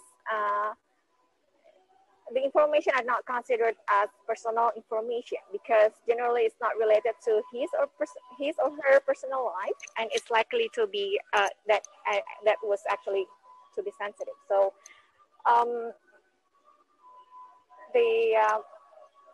the government could open the information as what is possible to the public and may restrict some information that would be sensitive to the national security or public order. And I think Indonesia has been very good to this. I know the rights of information in Indonesia run smoothly, and we have special agency to adjudicate that, and I think that will be a good practices. And the second question about the human side of people, I mean the how to prevent corruption from the human dimension. The UNCAC especially mentioned about the importance to prevent conflict of interest, asset disclosure, enforcement of code of conduct, and these actually cannot stand by themselves. It should be attached with sufficient systems that is actually sufficient to prevent corruption. For example, in public procurement, transparency in public procurement, and sufficient methods to prevent people that involved in public procurement from conflict of interest is important. So we cannot divide the intervention, whether it's human dimension or system dimension. It should be come together, and both dimensions will actually work to support each other. And actually, even it's not in the pandemic situation, Indonesia should uphold these mandatory measures that was deemed by the UNCAC, like asset disclosure, the conflict of interest prevention, code of conduct of the public officials. So I think that would be sufficient to prevent people that hold public money from diverted for personal interests. Thank you, Pak Bluster. I hope the connection is okay. Good. It's good. Thank you, Ms. Putri Wijayanti. Thanks a lot. Send our regards and our thanks to Ms. Valerie. Thanks a lot. And I think now the last question for Dr. Muhammad Yusuf Ateh is about for internal audit, ex-ante audit. How deep that the internal audit should be carried out, and when should ex-ante be carried out? I think The second question is almost the same. Is to what extent did the related ministry and unit respond to the ex-ante audit done by BPKP, and how can the immediate follow-up can mitigate the indication found by the BPKP? I think that's the second two questions for BPKP. Please, Dr. Muhammad Yusuf Ate. Thank you, brother. First question is from Ms. Dominica Proborini. We work from the beginning, as we already told to you, and we focus on identifying risks and providing recommendation to mitigate them. The audit is conducted gradually from the beginning, step by step, to ensure that in each step, risks are identified and mitigated properly. Of course, we are all aware that the data may change in the process and audit results may be dynamically adjusted due to the change of the data. But it's no problem, I think, in the field. Our concern is the communication with the auditee. And this is a key to ensure that the smooth process of the audit. For the second question from Mr. Yudi Budiman, there have been different responses, varied responses from the government agency. Some of them responded our recommendation immediately and effectively prevented the problems from getting worse. However, there were also some ministries, agencies, we did not follow up our recommendation promptly, and the issues ended up getting worse. What we can do is to try our best to convince them how our recommendation would help them to deliver better services. And to do so, it is very important to gain the commitment from the top official. Me, myself, has a communication from directly to the leader or to the management of the ministry and agency, and always to remind them about the importance of follow up our recommendation promptly to avoid the issues getting worse. I think that's all from us, Brother Blucher. Thank you very much. Thank you, Dr. Muhammad Yusuf Ate. I think that's very strong, clear explanation. And I think there's two more questions. Yeah, this is from our Secretary General from Bahtiar Arif to Miss Manal Al-Duhaimi in Tosai VVIC. He said that he visited the VVIC website for COVID-19 initiative, which has useful SI and other relevant resources. How to develop and manage resources as they are beneficial for audits. Thank you for providing the resources. And is it possible for BPK, for us, to have comparative data information about roles and lessons learned to SI to audit COVID-19 is a more structured model, to a more structured model. I think that's the point. Thank you, Ms. Mana. Please. Yeah, I think, thank you for your question. I think the importance of having such website and transferring this initiative to along the supervisory committee of emergent issues is that we would like to develop the lessons learned needed in order to prevent such issues that are happening caused by such in the future or in the current crisis. So we'd be happy to have all the InterSci community helping us to develop any lessons learned or reports that are maybe in use to the stakeholders or to the InterSci community especially. So thank you very much. Thanks a lot, Ms. Manal. I think that's very helpful. Last question to Mr. Ate from Bhutan. Dr. Ate, this is last question for you. This is from SI Bhutan, Sonam Delma.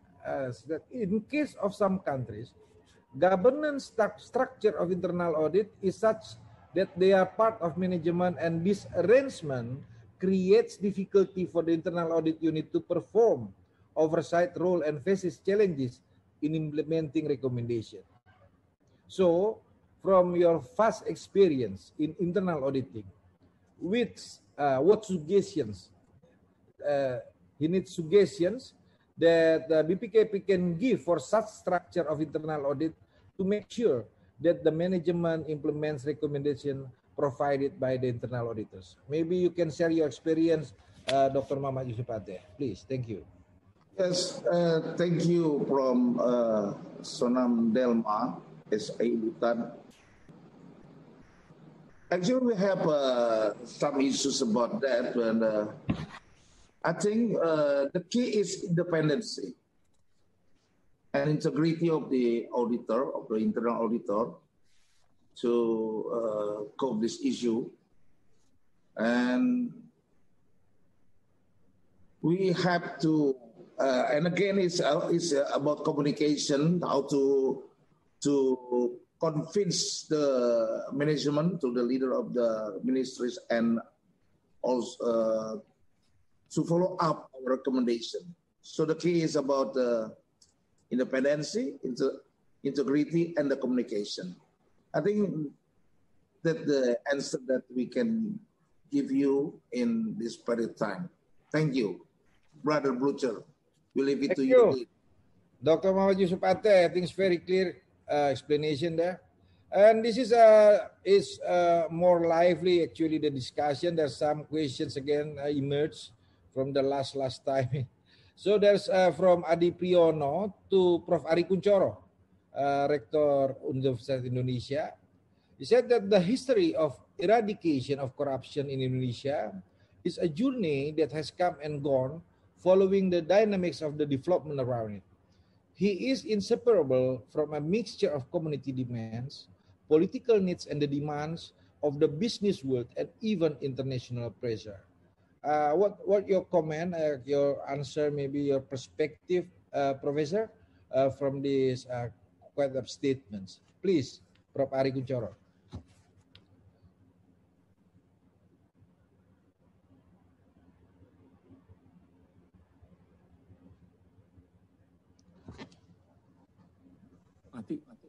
Yes, it's okay now.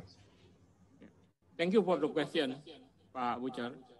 I think for the effectiveness of corruption, I think from my experience, we can differentiate three types of governance. First is those who actually want to avoid mistakes, but at the same time doing nothing. So it appears that they are very effective, but if we measure the performance, for example, for a certain local government, then the result may be not very good. The other is those who did not perform, but actually committed many fraud. And then there are local government who are actually very good and also commit to good governance. It depends actually on the society. If the people in the area are very critical, the local government, I think they are afraid to commit corruption.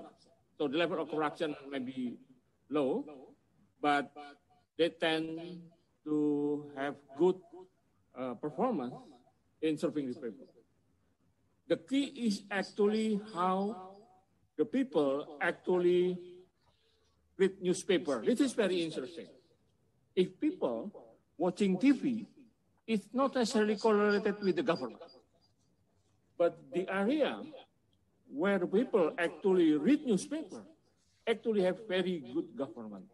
So it's kind of check and balance, not only from the auditor, also from the people.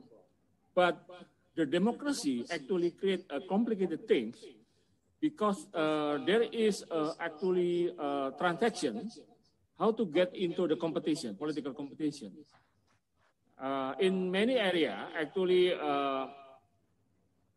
the incumbent actually can give a concession to many people in order to contribute to campaign, political campaign.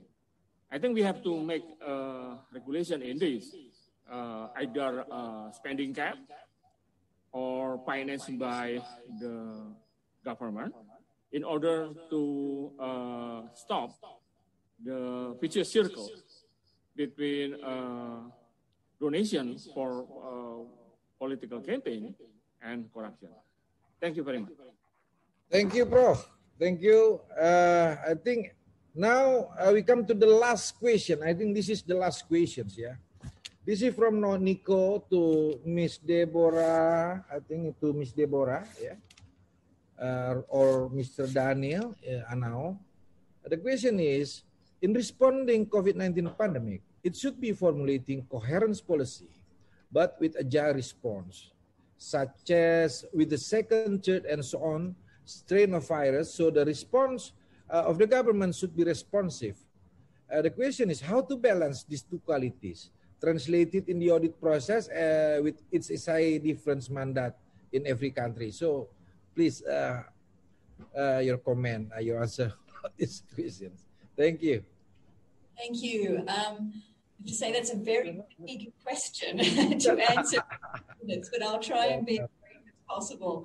Salamat pagi to, salamat siang, I should say to Nico. I hope you're recovering. One of the things, the approach that we've tried to take in our COVID-19 audits is to be understanding of the circumstances in which the government is reacting in, because we don't want the need for a perfect ideal plan and structure and process to inhibit the government's ability to respond. And we don't want to be coming in as auditors and criticising government departments who are responding to a crisis situation. And so be understanding of the circumstances. So we sort of use that term, given the circumstances, what has been the approach of the entities to responding. So I agree that the question that Nico has posed, how do you balance the appropriate amount of accountability and transparency and with actually the need to respond. And so that's how we've done it. We've tried to sort of take an in circumstances approach. And I think that comes down, what we've also done in our audits is taken very much a lessons learned approach. And that's what we're doing with all our COVID audits, is taking that sort of lessons learned approach. So not necessarily making a lot of recommendations in our reports, but saying, all right, what are the lessons that have come out of this circumstance that we might be able to apply to the future when, I suppose, we have a crisis in the future, and how those lessons could be learned. And I think Daniel mentioned before, one of the previous questions was about planning, and what we've said in most of the audits, and the theme we've taken in most of the audits, is that whilst we're not expecting that entities will have had perfect planning in place from the beginning, what we are expecting to see is structured processes that are evolving and developing over time whilst the situation evolves. I could probably go on for a while, but I'll leave it there.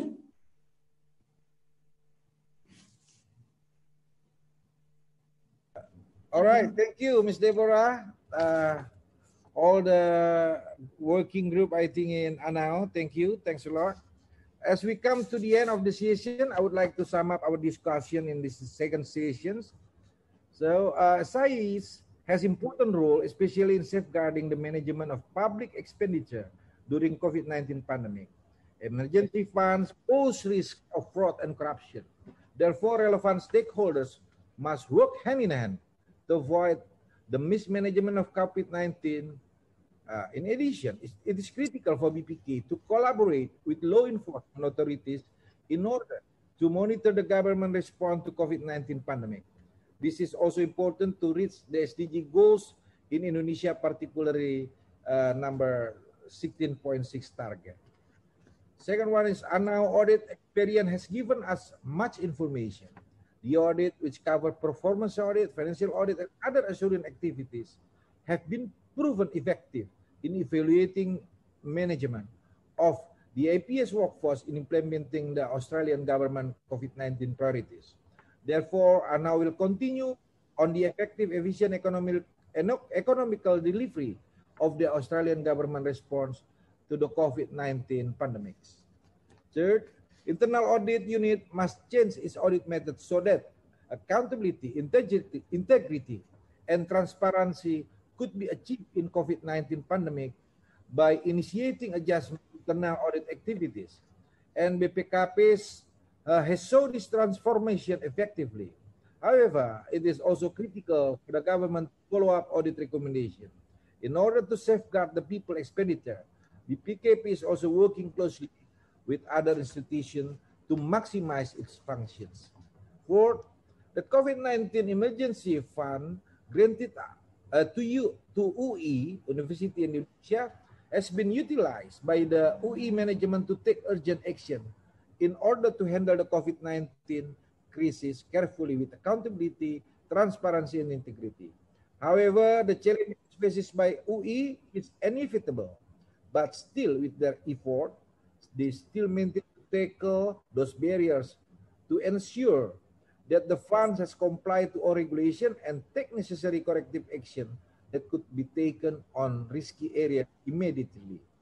And last, about VVIC is aimed as an initiative to help SIs around the world with helpful information and resources to the Intosai community.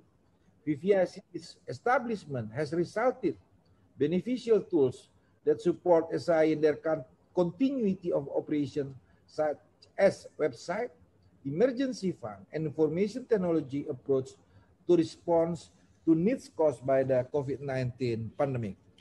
So to end this second session, I would like again to greatly appreciate all the speakers. Miss Valerie Julian is assisted by Miss Putri Wijayanti, thank you. Miss Deborah Jackson and Mr. Daniel White. And of course, my brother, Dr. Muhammad Yusuf Ateh, then Prof. Ari Kuncoro and Miss Manal Alduhaimi.